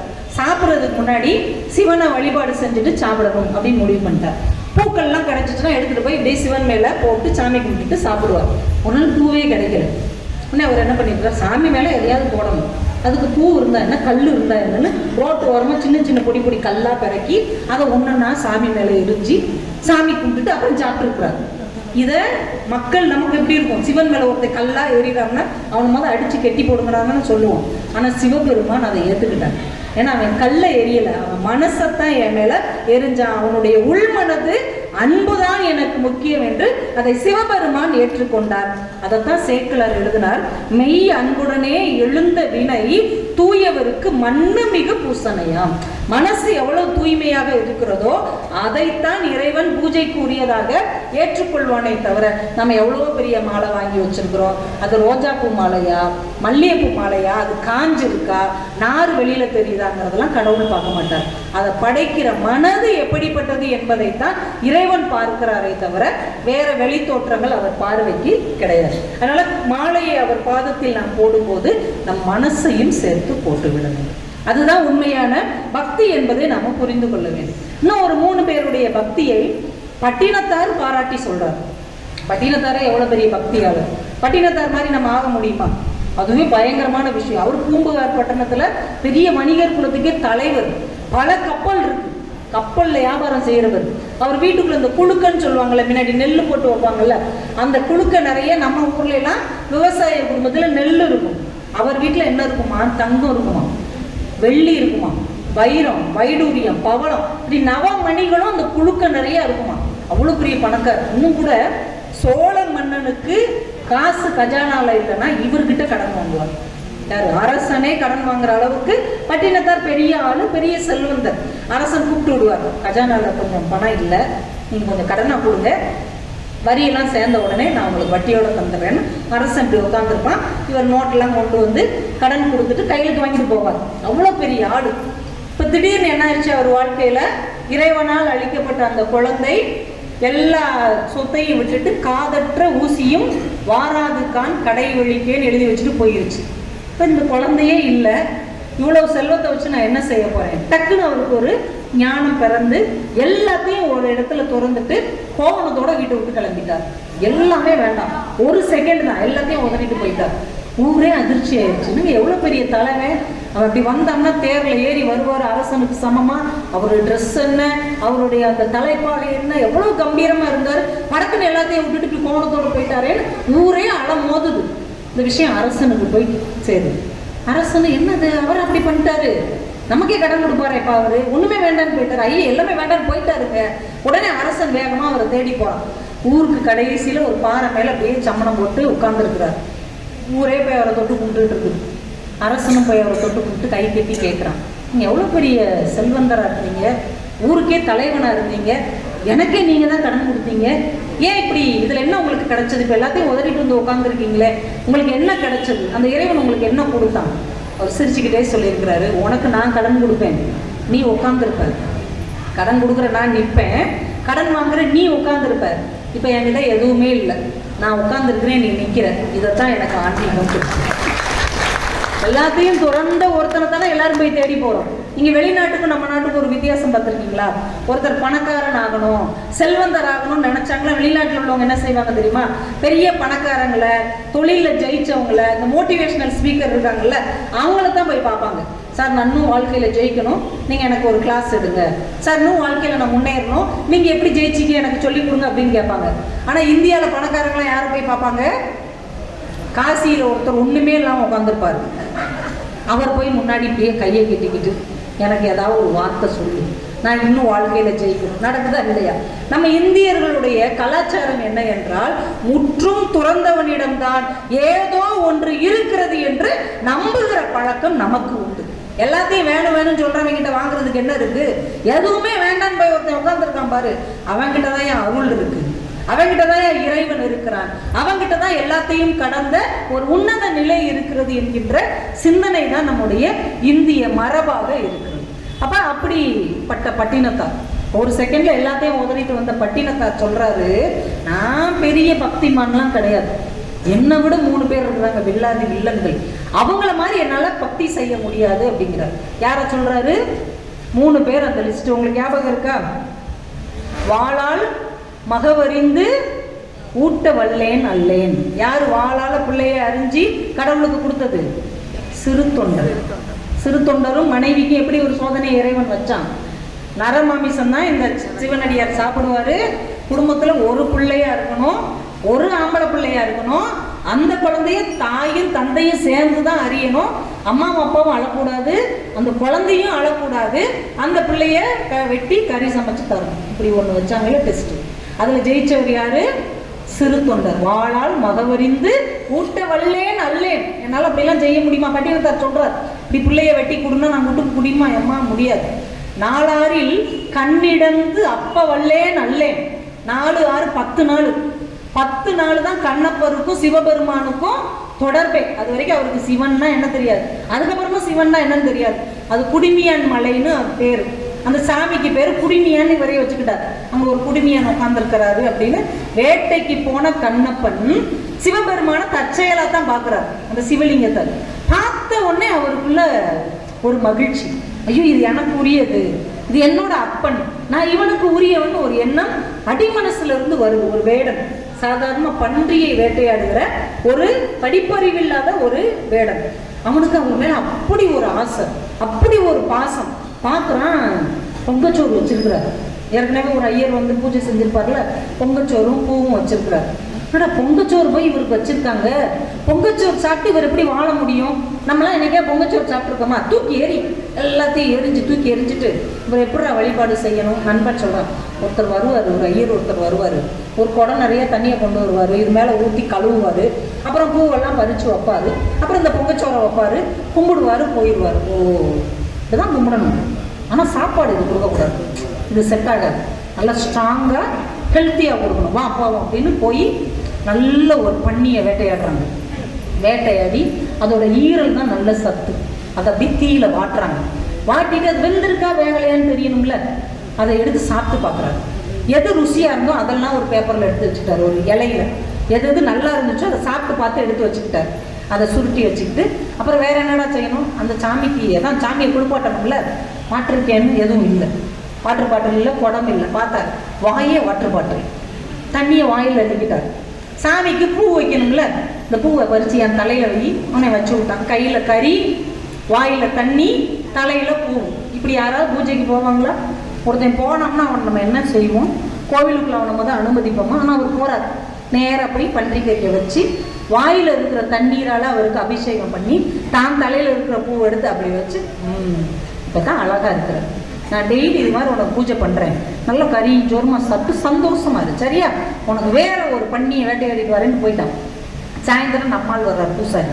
அட பாவமே, யார் இந்த காரியத்தை பண்ணதுன்னு அவர் எல்லாத்தையும் தூக்கி போட்டுட்டு அவர் தண்ணியை கொண்டு வந்து அபிஷேகம் பண்ணி பூ வச்சு பொங்கச்சோறு வைக்கிறார். இவன் திரும்ப வர்றான். யார் இதை திரும்ப வச்சது? இவன் தூக்கி எரிஞ்சிட்டு மறுபடியும் இவன் பண்றீங்க. சாமிக்கு நல்ல வெஜிடேரியன், நான் வெஜிடேரியன், அவர் பாட்டுக்கு சாப்பிட்றார். எதை வேணாலும் வைங்கடா, நான் பாட்டுக்கு சாப்பிட்றேன், சந்தோஷமா இருக்கிறார். 10 நாள் இது நடந்துகிட்டு இருக்குது. ஒரு நாள் அந்த சிவகோச்சாரியார், இந்த அர்ச்சனை பண்றவருக்கு பேரு சிவகோச்சாரியார். வாழ்க்கையில கடவுள் எல்லாருக்கும் வாய்ப்பு கொடுப்பான். அதை நம்ம எப்படி பயன்படுத்திக்கிறோம் அப்படிங்கிறது தான் கண்ணப்பர் வாழ்க்கையில முக்கியமான விஷயம். சிவகோச்சாரியார் அந்த லிங்கத்தை கட்டி பிடிச்சு அழுகிறார். ஏன்னா அவரு நல்ல பக்தன். இல்லைன்னா அவ்வளோ தனியா இருக்கிற மலைக்கு இவர் வந்து அபிஷேகம் பண்ணணும்னு இல்லை. அழுகிறார். யார் இப்படி எல்லாம் பண்றாங்க? இப்படி எலும்பை கொண்டு வந்து வச்சிருக்காங்க, கறியை கொண்டு வந்து வச்சிருக்கிறாங்க, கஷ்டமா இருக்கு, ஏன் இப்படி எல்லாம் நடக்குது? சிவன் சொன்னார், அப்படிலாம் நினைக்காது. அவனுடைய அன்பெல்லாம் என் மேல உள்ள அன்பு. ஒரு தாய் எப்படி பிள்ளைக்கு தான் சுவைச்சு பார்த்து பிள்ளைக்கு கொடுப்பாளோ அது மாதிரி அவன் எனக்கு கொடுக்குறான்டா, நீ ஒளிஞ்சிருந்து பாரு, நாளைக்கு நான் உனக்கு காமிக்கிறேன் யாரு, நீ ஒளிஞ்சிருந்து பாரு, வெளியில வந்துடாத. அவன் ஒரு போய் ஒளிஞ்சுக்கிட்டான். நம்மால் வர்றாரு. வந்து பொங்கல் எல்லாம் தூக்கி எரிஞ்சிட்டு மறுபடியும் பன்றிக்கறியெல்லாம் வைக்கிறாரு. சாமியோடைய கண்ணுல இருந்து ரத்தம் வருது. ஆஹா, ரத்தம் வருது என்று துடைக்கிறாரு. துடைக்க ரத்தம் வந்துட்டே இருக்குது. இவருக்கு காட்டில் உள்ள வேடன் தானே, பச்சிலையெல்லாம் தெரியும், என்ன மருந்து ஊற்றணும் தெரியும். ஓடி போய் பச்சிலையெல்லாம் புழிஞ்சி ஊற்றி பார்க்குறாரு. ஆனால் ரத்தம் நிற்கவே இல்லை. உடனே யோசிச்சு பார்க்குறாரு, யாராவது ஒருத்தங்க இந்த சாமிக்கு ஏதோ பண்ணிட்டாங்க போல, எவன் தான் அவன் சுற்றி தேடி இருக்கிறாரு. ஒருவேளை சிவகோச்சாரியார் கிடச்சிருந்தாருன்னா அன்னைக்கு சோழி முடிஞ்சிருக்கும். அவர் பத்திரமா ஒழிஞ்சிக்கிட்டார். பார்த்துட்டு சரி இப்போ என்ன பண்ணுறது, கண்ணுல இருந்து ரத்தம் வருது, போக மாட்டேங்குது. இப்போ இவங்களுடைய அந்த காட்டு வாழ்க்கையில் ஒரு பண்பாடு என்ன அப்படின்னா, ஒரு பல்லுக்கு பல்லு, கண்ணுக்கு கண்ணு அப்படின்னு ஒரு உண்டு. அப்போ இந்த கண்ணு சரியாகணும்னா இன்னொரு கண்ணு எடுத்து வைக்கலாம். இன்னொரு கண்ணுக்கு எங்கே போகிறது? என் கண்ணு தான் இருக்குல்ல, என்கிட்ட 2 கண்ணு இருக்குல்ல, நான் ஒரு கண்ணை வைக்கிறேன்ட்டு அம்பை எடுத்து கண்ணை குத்தி எடுத்து கண்ணில் வச்சுட்டார். இவர் கண்ணுலேருந்து இப்போ ரத்தம் வந்துகிட்டு இருக்குது. சிவன் கண்ணில் ரத்தம் நின்றுது. சிவபச்சாரியருக்கு கொலையே நடுங்குது. இப்படி ஒருத்தன் சாமி கும்பிடுவானா? சிவன் கண்ணில் ரத்தம் வந்துச்சுன்னா நம்ம என்ன செய்வோம்? தொடச்சி பார்த்துட்டு வீட்டுக்கு ஓடி போயிடுவோம். என்னமோ ஏதோ நமக்கு எதுக்கு உங்களுக்கு ஓடிடுவோம். ஆனால் இந்த மனுஷன் என்ன பண்ணிட்டா, கண்ணை பிடிங்கி அப்பிட்டானே அப்படின்ட்டு பதறி போய் அந்த ஆள் நிற்கிறார். இப்போ இடது கண்ணுல இருந்தும் ரத்தம் வருது, இன்னொரு கண்ணுல இருந்து ரத்தம் வருது. ஏன் இந்த சோதனை? இப்போ சிவனுக்கு தெரியும் தானே, கண்ணுல இருந்து ரத்தம் வந்தா அவன் என்ன பண்ணுவான்? கண்ணை எடுத்து அப்புவான். இன்னொரு கண்ணுல இருந்து ரத்தம் வந்தா இன்னொரு கண்ணை எடுத்து அப்புவான்னு அவருக்கு தெரியும்ல. ஆனால் ஏன் அந்த சோதனையை வச்சாருன்னா, யார் இப்படியெல்லாம் உன்னைய செஞ்சதுன்னு ஒருத்தர் கேட்டார்ல, அவன் என் அன்பு, என்னுடைய அன்புன்னு இவர் சொன்னார்ல, இவர் ஒளிஞ்சிருந்து பார்க்கறாருல, ஒரு கண்ணை அவன் வச்சான், இன்னொரு கண்ணை நீ வைக்கலாம்ல. ஆனால் அவர் பயந்து போய் நின்றுக்கிட்டே தான் இருந்தார். நம்மளால என்ன பண்ணுச்சு? இன்னொரு கண்ணுல இருந்து ரத்தம் வருதா, என்கிட்ட தான் இன்னொரு கண்ணு இருக்கேன், நான் அதை எடுத்து வைக்கிறேன்ட்டு அடையாளம் பார்க்கறதுக்காக செருப்பு காலோட அந்த கண்ணுக்கு பக்கத்தில் அடையாளம் வச்சு குத்த போனார். சிவன் பிடிச்சிட்டார். கண்ணப்ப நிற்க, அந்த டெஸ்ட்லேயே நீ பாஸ் ஆயிட்ட. இந்த டெஸ்ட் வேற ஒருத்தனுக்கு வச்சது, அவன் எக்ஸாமுக்கே வராமல் ஒழிஞ்சிக்கிட்டான். அதனால இது உனக்கு கிடையாது, நீ நின்றுக்கொண்டு கையை பிடிச்சிட்டாரு. இந்த 63 நாயன்மார்களில் இறைவன் தன் ஸ்பரிசம் பட்ட ஒரு நாயன்மார் இருந்தார் என்றால் அது கண்ணப்ப நாயனார் மட்டும்தான். அவனுக்கு பேரு திண்ணன், ஆனால் இறைவன் வச்ச பேரு தான் கண்ணப்பன். இறைவனே பேரும் வச்சு அவனை தொடவும் செய்திருக்கிறார் என்றால் அவன் எவ்வளோ பெரிய காரியம் செஞ்சிருப்பான். ஆனால் நம்ம வாரம் வாரம் வந்து கொஞ்சம் மல்லிகைப்பூவும் கொடுக்காண்டி நல்லெண்ணையும் கொடுத்துட்டு நீ என்கிட்ட வானா வருவாரா? இவ்வளோ டெஸ்ட்டும் பாஸ் ஆகணும். அப்போ அதுக்கு மனசு எவ்வளோ உறுதியாக இருக்கணும். எந்த அளவுக்கு இறைவனை நம்மளை மாதிரியே நேசிக்கணும். கண்ணப்பன் நேசிச்சான், அவன் என்னைய மாதிரி. அப்போ அவனுக்கு ரத்தம் வந்தால் வலிக்கும்ல. அப்போ என் கண்ணை கொடுத்து நான் அதை சரி பண்ணுறேன். அதான் பட்டினத்தார் சொல்கிறார், 4 ஆறில் கண்ணிடந்து அப்ப வல்லேன் அல்லேன். 10 நாள் தான் பார்த்துருக்குறாரு. 10ஆவது நாள் கண்ணை கொடுத்துட்டார். நம்ம கொடுப்போமா? நாம் 40 வருஷமாக சாமி கொடுத்துருக்கோம். என்னத்தை கொடுத்தோம்? அதிகபட்சம் மொட்டை வேணா அடிப்போம். அது வீட்டுக்காரருக்கு தான். என்ன உங்களுக்கு மொட்டை அடிக்கன்னு வேண்டிக்கிறேன், நீ ஏற்கனவே நீ மொட்டை அடிச்சுக்கிட்டு தானே இருக்கு, இது வேறு தனியாக வேண்டிக்கிறேன்னு பார்ப்போம். ஆனால் அதுதான் நம்ம செய்வோம்ல. ஆனால் அவன் கண்ணை எடுத்து கொடுத்துட்டான். அடுத்து சொல்றார், மாது சொன்ன சூழால் இளமை துறக்க வல்லேன் அல்லேன். அது ரொம்ப கஷ்டம். திருநீலகண்டன்னு ஒரு குயவனார், அவர் ஒரு நாயன்மார், பயங்கர சிவபக்தர். ஆனால் அவர்கிட்ட ஒரு சின்ன கெட்ட பழக்கம் என்னன்னா, கொஞ்சம் பெண்கள் மேலே அவருக்கு ஒரு ஆசை இருந்தது. மனைவியை தாண்டி இன்னொரு சில பெண்கள்கிட்ட போயிட்டு வந்துட்டார். இப்போ மனைவிக்கு தெரிஞ்சு போச்சு, நீ எல்லாம் சிவனை கும்பிடுற, நீ ஒரு கடவுள் பக்தனா இருக்கிற, இவ்வளோ பெரிய தப்பு பண்ணிட்டு வீட்டுக்கு வர்ற, தொடுவீராயின் திருநீலகண்டம், என்னை தீண்டுவீராயின் திருநீலகண்டம், சிவன் பேரால சொல்றேன், நீ என்ன தொடாத அப்படின்ட்டாங்க. அதுக்கப்புறம் அவர் எந்த பெண்ணையும் மனசால கூட நினைக்கல, இறைவனை மட்டும் மனசுக்குள்ள நினைச்சிட்டு 2 பேரும் ஒரே வீட்டில் வாழ்றாங்க. ஆனா கணவன் மனைவியா வாழல, ஒரு நண்பர்கள் மாதிரி வாழ்ந்துட்டு இருக்கிறாங்க. இப்ப இந்த விஷயத்தை வெளியில சொல்றதுக்கு தான் இறைவன் ஒரு திருவிளையாடல் செய்யறான். இப்ப பட்டினத்தார் நினைக்கிறார், வீட்டிலேயே அழகான மனைவி இருக்கிறா, அவன் ஏற்கனவே சிற்றின்பத்தின் மேல் ஆசை உள்ளவன், ஆனாலும் சிவன் பேரை சொன்ன உடனே யார் மேலேயும் இனிமே என்னுடைய பார்வை கூட திரும்பாதுன்னு ஒருத்தன் வாழ முடியுதே, அது மாதிரி நான் வாழ்ந்துட முடியுமா? நான் எப்படி ஆளாவது திருக்காலத்து அப்பருக்கு என்று பட்டினத்தார் எழுதுறார். இப்ப நம்ம யோசிச்சு பார்க்கலாம், இந்த 3 டெஸ்ட் நம்மளுக்கு ஒப்பானவன் நம்மளுக்குலாம் வைக்க மாட்டார். அவங்கவுங்க தகுதிக்கு ஏற்ற சோதனை தான் இறைவனால் தரப்படும். ஏன் சிறு தொண்டருக்கு இவ்வளவு பெரிய சோதனை? பிள்ளைக்கறி சமைச்சு கொடுக்க சொன்னார, ஏன் இப்படி செஞ்சார்? அவருன்னு அவ்வளவு கொடூரமானவரா? சிறு தொண்டர் ஒரு படையில தளபதியா இருந்தது, தலைமை தளபதி. எத்தனை போர்க்களத்துக்கு போயிருப்பார், எத்தனை போர்ல நின்று சண்டை போட்டிருப்பார், எத்தனை பேரை கொன்றிருப்பார், எத்தனை குடும்பத்துக்கு வாரிசே இல்லாம செஞ்சிருப்பார், எத்தனை மனைவிகளுடைய கணவனை அழிச்சிருப்பார், எத்தனை பெற்றோர்களுடைய பிள்ளையை இவர் கழுக்கறுத்து கொண்டிருப்பார். அப்ப கடவுள் டெஸ்ட் வைக்கிறார். அடுத்த படையை சேர்ந்தவன், அடுத்த நாட்டுக்காரன், அடுத்த வீட்டு பிள்ளைன்னா சல்லு செல்லும் கத்தி பாஞ்சிச்சுல, இப்ப உன் பிள்ளைக்கு அப்படி சோதனை வந்தா நீ செய்யறியா? உன்னால செய்ய முடியுமா? அடுத்த பிள்ளைனா என்ன நம்ம செஞ்சுடுவோம், நம்ம பிள்ளைக்கு செய்வோமா? நம்ம அந்த டெஸ்ட் கடவுள் வைக்கிறார். நீ வெளியில யாரோ ஒருத்தனை எவ்வளவு ஈஸியா வெட்டுனார், உன் வீட்டுல உள்ள பிள்ளைய செஞ்சுட்டான்னு நீ பெரிய பக்தன், செஞ்சு காட்டினார். கண்ணப்பனுக்கு அந்த சோதனை? அவன் நம்மள மாதிரி கிடையாது, அவன் வேடன். அவன் சாப்பாடே ஊனை கொன்று ஊன் வளர்ப்பது தான். அவன் சாப்பாடே விலங்கினங்களை அம்பால எய்து துடிக்க துடிக்க கொன்று அதை கறி சமைச்சு சாப்பிட்றதுதான் அவங்களுடைய வாழ்க்கையே. அதுதான். அப்ப ஒரு தடவை அம்பு எய்யும் போது கண்ணுல படும், காலில் படும், வயிற்றுல படும். அந்த உயிரினை எப்படி துடிச்சிருக்கும், அதோடைய துடிப்பை உணராம தானே நீ சாப்பிட்ட, உன் உடம்பு இப்படி வளர்த்து வச்சிருக்க, அப்ப உன் கண்ணையே எடுக்கிற மாதிரி ஒரு சூழ்நிலை வந்தா நீ செய்வியா? அதே அம்பால எத்தனை உயிரினங்களை நீ அழிச்சிருக்கிற, அந்த அம்பால உன்னுடைய கண்ணை உன்னால எடுக்க முடியுமா? டெஸ்ட் வச்சா ஜெயிச்சுட்டாரு, தயங்கவே இல்லை. இன்னொரு உயிரினத்துக்கு என்ன துன்பம் கொடுத்தேனோ அதே நான் எனக்கு செஞ்சுக்கிறேன். திருநீல கண்ட நீ இன்னொரு பெண்கள், எத்தனை பெண்களை நீ வேமா பார்த்த, உன் மனைவியை கூட பார்க்காம உன்னால வாழ முடியுமா? இருந்துட்டார். சிவபெருமானுடைய அருள் நமக்கு இருந்தால் எல்லா சோதனைகளையும் தாண்டி நம்மால் வர முடியும் என்று நிரூபித்தவர்கள் இந்த 3 பேர். அதை பட்டினத்தார் தனக்காக சொல்லல, அவருக்கு தெரியாதா? அவர் நம்மளுக்கு சொல்றார். இந்த 3 பேர் இவ்வளவு கஷ்டமான வேலையை செஞ்சாங்க. அப்ப அவங்கவுங்க செய்யற தவறுக்கு ஏத்த மாதிரி இறைவன் சில சோதனைகளை வைக்கத்தான் செய்வோம். இப்ப நம்ம யார் மனசையாவது காயப்படுத்தியிருக்கோம், நம்ம மனசை யாராவது ஒருத்தங்க காயப்படுத்துறாங்க, அதை உணரணும். அந்த டெஸ்ட் ஏன் வச்சாரு, இந்த டெஸ்ட் ஏன் வச்சுட்டு இருக்கிறாருங்கிறத உணர்கிற பக்குவம் வந்து விட்டால் இதை கடந்து போகக்கூடிய ஆற்றல் இறைவன் நமக்கு தருவார் என்பதை சொல்லுவதற்காகத்தான் இத்தனை திருவிளையாடல்களுக்கும் பின்னால் இறைவன் ஒளித்து வைத்திருக்கிற விஷயம் என்பதை நாம புரிந்து கொண்டோம் என்றால் இந்த வாழ்க்கை அழகான ஒன்றாக இருக்கும். இன்னும் டைம் எவ்வளவு இருக்கு? டயத்தை வேற பார்க்கணும்ல, ரொம்ப நேரம் பேசிக்கிட்டு இருக்கேன்னு நீங்க பதட்டமாயிடக்கூடாது. இன்னும் கொஞ்ச நேரம் நம்ம சொல்ல வேண்டியது சொல்லிட்டு, அப்ப இதையெல்லாம் யார் வழி நடத்துது? இப்ப நம்ம புரிஞ்சு போச்சு, ரைட், இப்படி இப்படி இருக்குது. இப்ப இறைவன் சோதனைக்கு பின்னாடி நம்ம செஞ்ச வினைகளும் இருக்கிறது. மும்மலம் அப்படின்னு சொல்றாங்களே, இதெல்லாம் நம்ம ஏன் அனுபவிக்கணும்? ஆணவம், கண்மம், மாயை, இந்த 3 சேர்ந்து நம்மளை இப்படியெல்லாம் சோதிக்குது. அப்ப இந்த ஆணவம், கண்மம், மாயையிலிருந்துலாம் எப்படி வெளியில வர்றது? இதுக்கு வழிகாட்டுறவர் தான் குரு. நம்ம எப்படி சொல்றோம்? மாதா, பிதா, குரு, தெய்வம். ஆனா நம்ம குருசாமி கோவில் என்ன ஸ்பெஷல் தெரியுமா? குருவே சாமியா கிடைச்சது, சாமியே குருவாக கிடைத்திருக்கிற ஒரு பெரும் பேரு குருசாமி ஆலயத்தில் மட்டும்தான் கிடைத்திருக்கிறதே தவிர வேற எங்கேயும் கிடையாது. மற்ற இடத்துல குரு தனியா இருப்பாரு, தெய்வம் தனியா இருக்கு. இங்க நமக்கு குருவே தெய்வமா கிடைச்சிருக்கு, தெய்வமே குருவாக வந்து இங்கே நமக்கு அருள் பாலித்து கொண்டிருக்கிறதுனா எவ்வளவு பெரிய விஷயம்.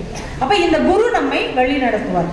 நம்ம வாழ்க்கையில யாரோ ஒருத்தங்க சில நல்ல விஷயங்களை கற்றுக் கொடுப்பார்கள் ஒரு குருவாக நின்று. இல்ல யாரையாவது ஒருத்தரை நம்ம குருவா ஏத்துக்கலாம். குருசாமியவே நம்மளுடைய குருவா நீங்க உள் மனசுல ஏத்துக்கிட்டீங்கன்னா நம்மளை அறியாமையே அவர் வழி நடத்தி செல்வார். தானவத்துல இருந்து வெளியேறதுக்கு ஒரு குரு எப்படி நின்று வழி நடத்துறாரு? ஒரு குருகுலத்துல நிறைய மாணவர்கள் இருந்தாங்க. ஒருத்தர் ரொம்ப திறமையானவன், அறிவாளினா அப்படி ஒரு அறிவாளி, ரொம்ப புத்திசாலி. வருங்காலத்துல குருவோட இடத்துக்கு அவன் தான் வருவான் அப்படின்னு அவருக்கே தோணுது. ஆனா அவனுக்கு என்ன ஆயிடுச்சுன்னா, நமக்கு எல்லாம் தெரியும், நம்ம தான் பயங்கர டேலண்ட்டு, நம்ம தான் குருவோட இடத்துக்கு வர போறோம்னு ஒரு திமிரு வந்துருச்சு. அந்த திமிரில் அவன் என்ன பண்ணுறான், எல்லாத்தையும் உனக்கு இந்த கேள்விக்கு விட தெரியுமா, உனக்கு இது தெரியுமான்னு எல்லாரையும் கேட்டு ரொம்ப நோவடிக்கிறான். இந்த விஷயம் ஒரு நாள் குரு காதுக்கே வந்துருச்சு. அவன் நல்லவன் தான், கொஞ்சம் மண்டக்கணம் பிடிச்சி அலைகிறான், தன்னை பற்றியே ரொம்ப பெருமை பேசுகிறான், ஏதாவது பண்ணுங்க. குருவுக்கு பதட்டம் ஆயிடுச்சு. ஐயோ இது ரொம்ப தப்பாச்சே, எவ்வளவு அறிவு வந்தாலும் தலக்கணம் ஆணவம் வந்துச்சுன்னா அந்த அறிவோட ஒரு பிரயோஜனமும் இல்லையன்ட்டு சீடனை கூப்பிட்றாங்க, வாப்பா இந்த பக்கத்து ஊரில் என்னோட நண்பர் ஒருத்தர் இருக்கிறார், பெரிய புத்திசாலி, 200 புக்கு எழுதியிருக்கிறார், அரசாங்கத்தில் சிறந்த அறிஞர்னு 10 தடவை விருது வாங்கியிருக்கிறார், உலகம் முழுக்க அவருக்கு சீடர்கள் இருக்கிறாங்க, அவ்வளோ பெரிய அறிவாளி, பேசினார்னா அவ்வளோ சிந்தனையாக பேசுவார், என்னை விட பெரிய ஆள், அவர் இறந்து போயிட்டார். நீ தான் சரியான ஆள், ஆசாரிகிட்ட சொல்லி அவரை பற்றி சொல்லி அவருக்கு ஒரு சவப்பட்டி ரெடி பண்ணணும், வேற யார்கிட்ட சொன்னாலும் சரியாக செஞ்சுக்கிட மாட்டாங்க, நீ புத்திசாலி அதனால உன்னை அனுப்புகிறேன். அப்படியே அவனுக்கு கெத்தாயிடுச்சு, நம்ம புத்திசாலி நம்மளை அனுப்புறாரு. நேர ஆசாரிகிட்ட போய் ஒரு சவப்பட்டி செய்யணும். யாருக்கு செய்யணும், டீட்டெயில் சொல்லுங்க. அவர் பெரிய அறிஞர், அவர் 200 புக்கு எழுதியிருக்கிறார், அவருக்கு 200 பேருக்கு பாடம் சொல்லி கொடுக்குறாரு, 10 தடவை பட்டமையோ நிறுத்து, அவர் எவ்வளவு நீளம் எவ்வளவு அகலம் அதை மட்டும் சொல்லிருக்காரு.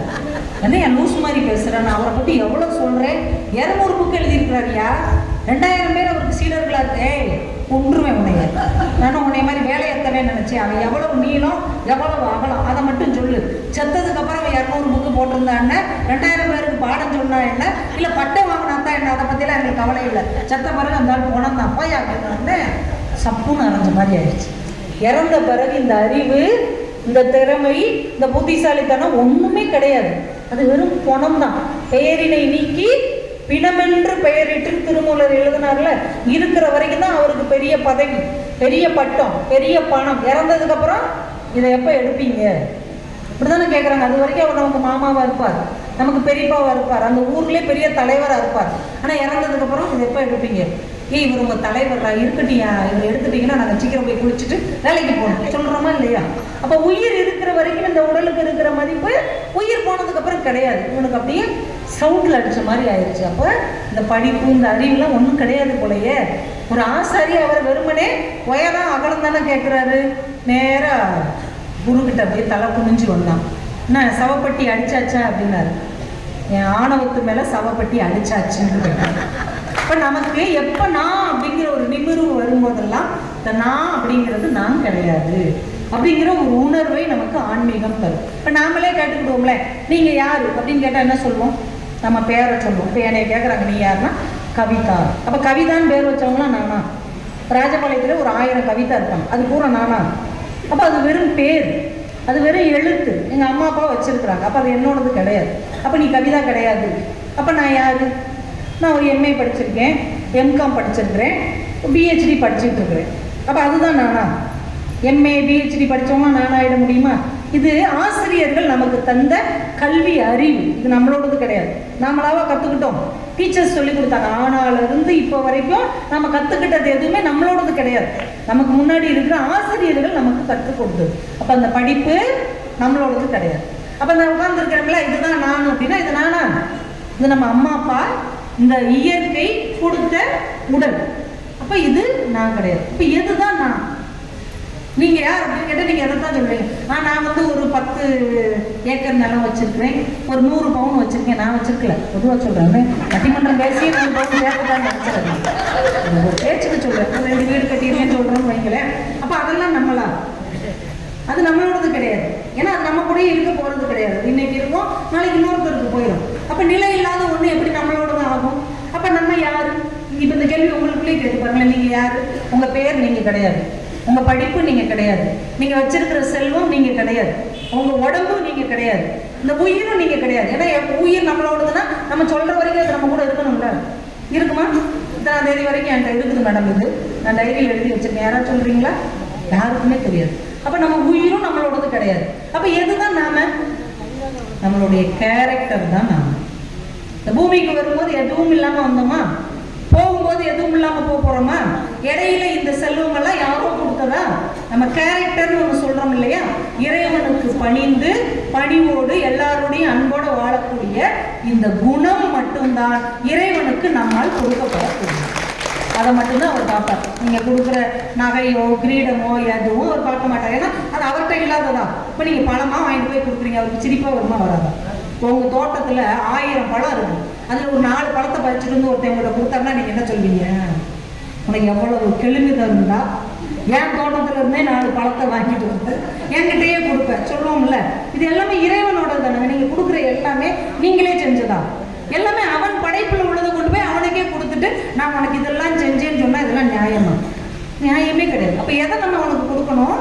கள்ளம் கபடம் இல்லாத, எல்லாரையும் நேசிக்கக்கூடிய ஆழமான பக்தி கொண்ட ஆன்மாவை மட்டும்தான் இறைவனிடம் நம்மால் சமர்ப்பிக்க முடியும்.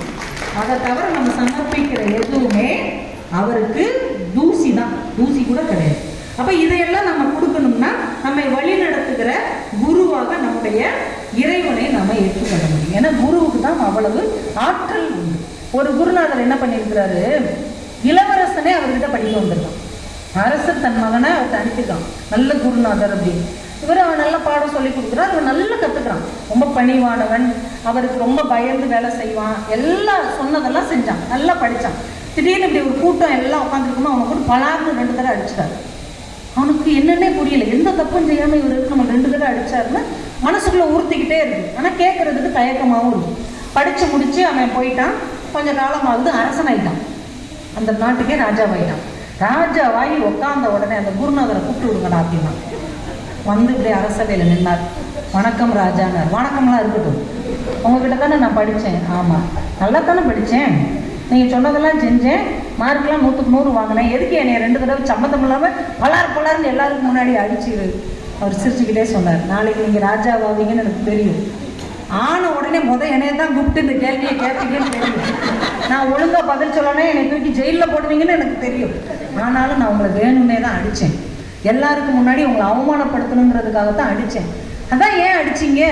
நீங்கள் இன்னைக்கு ராஜா ஆயிட்டீங்க. சும்மா ராஜாவை உட்காந்துருக்கிறது உங்கள் வேலை கிடையாது. உங்களுக்கு முன்னாடி நிறைய வழக்குகள் வரும், நிறைய குற்றங்களை நீங்கள் விசாரிப்பீங்க. இவன் மேலே குற்றம்னு ஒருத்தன் குற்றம் சொல்லுவான், அவன் மேலே உண்மையிலே குற்றம் இருக்கா இல்லையான்னு தீர விசாரிக்காம ஒருவேளை தப்பாக தண்டனை கொடுத்துட்டீங்கன்னு வைங்க. ஒரு தப்பே செய்யாம ஒரு தண்டனை அனுபவிச்சா எவ்வளவு வலிக்கும்னு உங்களுக்கு தெரியணும்ல. அதனாலதான் அன்னைக்கே நான் உங்களை அடிச்சேன். இனிமேல் நீங்கள் விசாரிக்கும் போது யோசிச்சு விசாரிப்பீங்கல்ல. நம்ம வாட்டுக்கு அவனுக்கு தண்டனையை கொடுத்துட்டோம்னா நமக்கு வலிச்ச மாதிரி அவனுக்கு வலிக்கும்ல. அதனால தான் நான் அதை செஞ்சேன்னு இறங்கி ஓடி வந்து அவர் காலில் விழுந்து, குருநாதர்னா நீங்கள் தான் என் குருநாதர், நீங்கள் எங்களுக்கு குலகுருவாக இருந்து வழி நடத்தணும் அப்படின்னு கேட்டார். சில நேரம் குரு நமக்கு நடத்துகிற பாடம் கடினமான சோதனையாக இருக்கும். ஆனால் அதை நம்ம உள்வாங்கி புரிந்து கொண்டால் இன்னும் உயரக்கூடிய வழியை அது நமக்கு காட்டி கொடுக்கும். குருனா இவங்களா தான் இருக்கும், இப்படித்தான் இருக்கும்லாம் நம்ம நினைக்க வேணும். எல்லாருக்குள்ளேயும் ஒரு குரு இருக்கிறது, எல்லாருக்கிட்டையும் நம்ம கற்றுக்கொள்வதற்கு ஒரு பாடம் இருக்கிறது. ஒரு பெரிய ஞானி ஒருத்தர் இருந்திருக்கிறார். சார் நீங்கள் எப்படி ஞானி ஆனீங்க? கதையாக போய் படிச்சிங்களா? இமயமலையில் போய் தவம் இருந்தீங்களா? இல்லை விரதம் இருந்தீங்களா? எனக்கு குரு எங்கள் தெருவில் உள்ள ஒரு கழுதை அப்படின்றார். எனக்கு எப்படி சொல்கிறீங்க? ஆமாங்க, எங்கள் தெருவில் ஒரு கழுதை இருக்குது. காலையில் அழுக்கு துணியெல்லாம் சுமந்துக்கிட்டு போகும், சாயங்காலம் துவைச்ச துணியெல்லாம் சுமந்துக்கிட்டு வரும். ஒரு நாளும் அழுக்கு துணியை சுமந்துட்டு போகிறோமேனு அது வருத்தப்பட்டதும் இல்லை, நல்ல துவைச்ச துணியை சுமந்துட்டு வரேன்னு சந்தோஷப்பட்டதும் இல்லை. கர்மமே கடமையே கண்ணாயினார்னு அது பாட்டுக்கு போகும், அது பாட்டுக்கு வரும். அப்போதான் நான் புரிஞ்சுக்கிட்டேன், நம்ம மேலே இறைவன் கஷ்டத்தை வச்சாலும் சரி, சந்தோஷத்தை வச்சாலும் சரி, எந்நேரமும் ஒரே மாதிரி மனநிலையில் இருந்தால் நமக்கு எந்த கவலையும் வராது என்பதை நான் புரிந்து கொண்டேன். அந்த கழுதை தான் எனக்கு ஆசிரியர் தான். இப்போ நம்ம சுற்றி நடக்கிற சூழலை நம்ம கவனிக்கிறோம்ல, அது ஒவ்வொரு சூழ்நிலையும் நம்முடைய குருவாக நம்ம பார்க்க பழகி கொண்டால் யாரோ ஒருத்தர் நமக்கு வந்து பாடம் நடத்த வேண்டும் என்கின்ற அவசியம் இல்லை. இதை புரிஞ்சுக்கிட்டோம்னா நம்ம இறைவன் கிட்ட கொஞ்சம் கொஞ்சமாக நெருங்க ஆரம்பிப்போம். வடநாட்டில் ஒரு ஞானி ஒருத்தர் இருந்தார், அவருக்கு கண்ணு தெரியாது, சூர்தாசன் அவருக்கு பேர். அவர் சிவனை கும்பிடுறதுக்கு போகிறார், பயங்கரமான சிவபக்தர். நேரம் கிடைக்கும் போதெல்லாம் கோயிலுக்கு போயிடுவார், தட்டு தடுமாறி அப்படியே சோவரை பிடிச்சி தூணை பிடிச்சி கம்பியை பிடிச்சி உள்ளே போவார். எல்லாரும் சிரிச்சிருக்காங்க, ஏன் உனக்கே கண்ணு தெரியாது, நீ இப்படி கஷ்டப்பட்டு உள்ளே போய் யாரை பார்க்குற, உனக்கு கண்ணு தெரியாது, இல்லை நீ சிவன்னு தெரியாது, விஷ்ணுன்னு தெரியாது, எதுவுமே தெரியாது, எதுக்கு அங்கே போய் என்ன பார்க்கறதுக்காக இவ்வளோ கஷ்டப்பட்டு உள்ளே போகிற? அவர் சிரிச்சுக்கிட்டே சொல்லிடுவார், என்னால் பார்க்க முடியாது, சிவனால் என்னை பார்க்க முடியும்ல, அவர் என்னைய பார்ப்பார்ல, அதுக்கு தாயா நான் போகிறேன். இன்னைக்கு அப்படி நம்ம என்னைக்காவது உணர்ந்துருக்குறோமா? நம்ம ஒவ்வொரு நாளும் கோயிலுக்கு வர்றோம், நம்ம எட்டி எட்டி சாமியை பார்த்துட்டு ஓடி வந்துடுறோம். நம்ம எட்டி பார்த்து என்னைய நீ பாரு, அவர் என்னைய பார்க்குறாரு அப்படின்னு என்னைக்காவது யோசிச்சிருக்கோமா? இதுதான் பக்தியின் உச்சக்கட்ட எல்லை. நம்ம கோயிலுக்கு போனால் நாம சாமியை பார்க்கல, சாமி என்னைய பார்க்குறாரு, அவர் என்னை பத்திரமா அனுப்பி வைக்கிறாரு, அவர் தான் என்னைய வர சொன்னாருங்கிற எண்ணம் நமக்குள்ள வரும். அதனால தான் மாணிக்கவாசகர் சொன்னார், அவன் அருளாலே அவன்தாள் வணங்கி. நம்ம எல்லாரும் என்ன நினைப்போம்? நாமெல்லாம் இன்னைக்கு நினைச்சோம் கோயிலுக்கு வந்தோம், நாம நினைக்கிறது, நாம நினைச்ச போதெல்லாம் கோயிலுக்கு வர முடியுதா? முடியாது. யார் யாரோ இன்னைக்கு வரணும்னு நினைச்சிருப்பாங்க, அவங்க வந்தாங்களா? வரல. ஏன் நாம மட்டும் வர முடிஞ்சது? அவன் நினைச்சான் இந்த பிள்ளைகள்லாம் இங்கே வந்து உட்காந்துருக்கணும், கூட கொஞ்ச நேரம் இங்கே உட்காந்து நம்ம சந்நிதியில் நம்மளுடைய அருளை பெற வேண்டும் என்று குருசாமி ஆசைப்பட்டார். நாம உட்காந்துருக்கணும். நம்ம எவ்வளோ கொடுத்து வச்சவங்க பாருங்க. நாமளாம் வந்து உட்காரல, அவர் கூட்டு வந்து கொஞ்ச நேரம் இருங்கப்பா, வெளியில் போய் சீரியல்லாம் பார்க்க வேண்டாம், இந்த மொபைல்லாம் நோண்டாமல் செத்த நேரம் அமைதி இருந்து தொலைங்க அப்படின்னு அவர் தான் நம்மளை இங்கே உட்கார வச்சிருக்கிறாருன்னா நம்ம எவ்வளவு அருள் பெற்றவர்கள். இவ்வளோ பெரிய ராஜபாளையத்தில் லட்சக்கணக்கான மக்கள் இருக்கும்போது நூற்றுக்கணக்கான நம்மை மட்டுமே அவர் இங்கே வரவழைத்திருக்கிறார் என்றால் இதுவே நாம் செஞ்ச மிகப்பெரிய கொடுப்பினை தான். அவன் அருளால் அவன்தாள் வணங்கி, அவன் தான் அருள் கொடுத்துருக்குறான், அன்னைக்கு வந்து என்னைய வணங்கு அப்படின்னு. இதை நம்ம ஆத்மார்த்தமாக உணர்ந்து கொள்ளும் போது இந்த வெளி உலகத்தின் பிரச்சனைகளிலிருந்து நம்மளால கொஞ்சம் கொஞ்சமாக வெளிவர முடியும். நாயன்மார் கதையெல்லாம் நம்ம ஏன் படிக்கணும் அப்படின்னு நம்ம திரும்ப திரும்ப சொல்றோம்னா, சேரமான் நாயனான்னு ஒருத்தர். இப்போ மற்றவங்களாம் சாதாரணமான ஆளுகளாக தான் நம்ம பார்த்தோம், நெசவு நெய்கிறவர், ஒரு மண்பாண்டம் செய்கிறவர், வேடன். சேரமான் நாயனார் சாதாரணமான ஆள் கிடையாது, பெரிய அரசர், இந்த சேர தேசத்துக்கே ராஜா. அவர் இறைவனை தரிசிக்கிறார், அதாவது பாட்டா எழுதுறார். நமக்கு கிடைச்ச இந்த தேவாரம் திருவாசகம்லாம் வெறும் எழுத்து கிடையாது, இது ஒன்னொன்னு வாக்கு மூலம். நாங்கள்லாம் இறைவனை எப்படி பார்த்தோம், எப்படி அனுபவிச்சோம்னு பதிவு செய்திருக்கிறார்கள். அது எத்தனை நூற்றாண்டுக்கு முன்னாடி நடந்தது. இப்போ நீங்கள் போன வாரம் எழுதுகிற ஏதாவது ஒரு நோட்டு உங்ககிட்ட இருக்கா? நம்ம எல்லாருமே ஸ்கூல் படிச்சிருக்கோம், காலேஜ் படிச்சிருக்கோம், நம்ம நோட் நம்மகிட்ட இருக்கா? நம்ம எவ்வளோ எழுதியிருக்கோம்? எல்லாமே எங்கேயோ போயிடுச்சு. ஆனால் 10 நூற்றாண்டு 20 நூற்றாண்டு 2000 வருஷத்துக்கு முன்னாடி எழுதின தேவாரம் திருவாசகம்லாம் ஏன் இருக்கு? எப்படி அது இருக்கு? அது நம்மளுக்கு வேணும்னு கடவுள் நினைச்சிருக்கிறாரு, அதனால அது இருக்கு. அப்ப அப்படி பத்திரப்படுத்தி கொண்டு வந்ததை நம்ம படிச்சிருக்கோமா? படிக்கணும் தானே. ஆனால் நம்ம படிக்க மாட்டோம், நம்ம பாட்டுக்கு இருப்போம். அது பாட்டுக்கு வீட்டில் இருக்கு, நம்ம பாட்டுக்கு வீட்டில் இருப்போம். சேரமான் நாயனார் சிவபெருமானை எப்படி தரிசிச்சார்னு ஒரு பாட்டுல சொல்றாரு. சின்ன பாட்டு தான், உடனே பதறி எந்திரிச்சு ஓடிடக்கூடாது, எல்லாரும் சேர்ந்து தான் நம்ம போகணும், சரியா? பொன் வண்ணம் எவ்வண்ணம் அவ்வண்ணம் மேனி. இந்த பாட்டை பாடிதான், பாட்டை கேட்டுதான் கண்ணதாசன் வந்து பால் வண்ணம் பருவம் கண்டுன்னு ஒரு பாட்டு எழுதினான்னு சொல்லுவாங்க. வண்ணம் வண்ணம், இந்த பாட்டுல வண்ணம் வண்ணம்னு வரும். பொன் வண்ணம் எவ்வண்ணம் அவ்வண்ணம் மேனி. இவர் சிவனை பார்த்துட்டார், பார்த்ததை பதிவு செய்கிறார். சிவனுடைய மேனி எப்படி இருக்கு தெரியுமா? பொண்ணு, சுத்தமான பொண்ணு எப்படி தகதகன்னு மின்னும், அது மாதிரி மேனி. பொன் வண்ணம் எவ்வண்ணம் அவ்வண்ணம் மேனி. அவருடைய உடம்பு தக தக தக தகன் பொன்னால செஞ்ச மாதிரி இருக்குமா. பொழிந்து இயங்கும் மின் வண்ணம் எவ்வண்ணம் அவ்வண்ணம் வீழ் சடை. அப்படியே விரிச்ச ஜடா முடி இருக்குல்ல, கங்கை பாய்கிற அந்த முடி எப்படி இருக்குமா? திடீர்னு மின்னல் வெட்டுச்சுன்னா எப்படி இருக்கும்? அந்த மின்னலால செஞ்ச மாதிரி கங்கை ஓடுகிற ஜடாமுடி அப்படி இருக்குமா. இலங்கு மின்வண்ணம் எவ்வண்ணம் அவ்வண்ணம் வீண் சடை. இந்த சடை முடி மின்னல் மாதிரி இருக்கும். அவர் பார்க்க போய் தானே சொல்றாரு. அவர் சொல்றாரு இப்படித்தான் அவருடைய ஜடமுடி இருக்கும். வெள்ளி குன்றம் கண்வண்ணம் எவ்வண்ணம் அவ்வண்ணம் மால் விடை. இந்த இறைவன் சிவபெருமான் உட்கார்ந்து இருக்கிற அந்த விடை இருக்குல்ல, இந்த காள மாடு, அது எப்படி இருக்குமா? வெள்ளியிலேயே ஒரு குன்று செஞ்சா எப்படி இருக்கும்? ஒரு வெள்ளியில குன்று செஞ்சா எப்படி இருக்குமோ அது மாதிரி அந்த காளமாடு அவர் பக்கத்துல நின்றுச்சு. அவர் பார்க்குறாரு, அது மாதிரி அந்த காளமாடு அவர் பக்கத்துல நின்றுச்சு. இப்போ சிவனுடைய முகத்தை பார்க்குறாரு. இதுதான் நம்ம கவனிக்க வேண்டியது. சிவன் முகம் எப்படி இருக்குதான்? தன்னை கண்ட என் வண்ணம் எவ்வண்ணம் அவ்வண்ணம் ஆகிய ஈசனுக்கு. நான் என்னைய பார்த்த உடனே என்னை அவர் பார்த்தாரு பாருங்க, என் முகம் மாதிரியே அவருக்கு முகம் இருந்தது. நாங்க இறைவன் எப்படி அனுபவிச்சிருக்கிறார் பாருங்க. தன்னை கண்ட என் வண்ணம் எவ்வண்ணம் அவ்வண்ணம் ஆகிய ஈசனுக்கு. நான் இறைவன் முகத்தை பார்த்தேன்னு சொல்லல, என்னை பார்த்த ஈசனுடைய முகம் என்ன மாதிரியே இருந்தது அப்படின்னார்.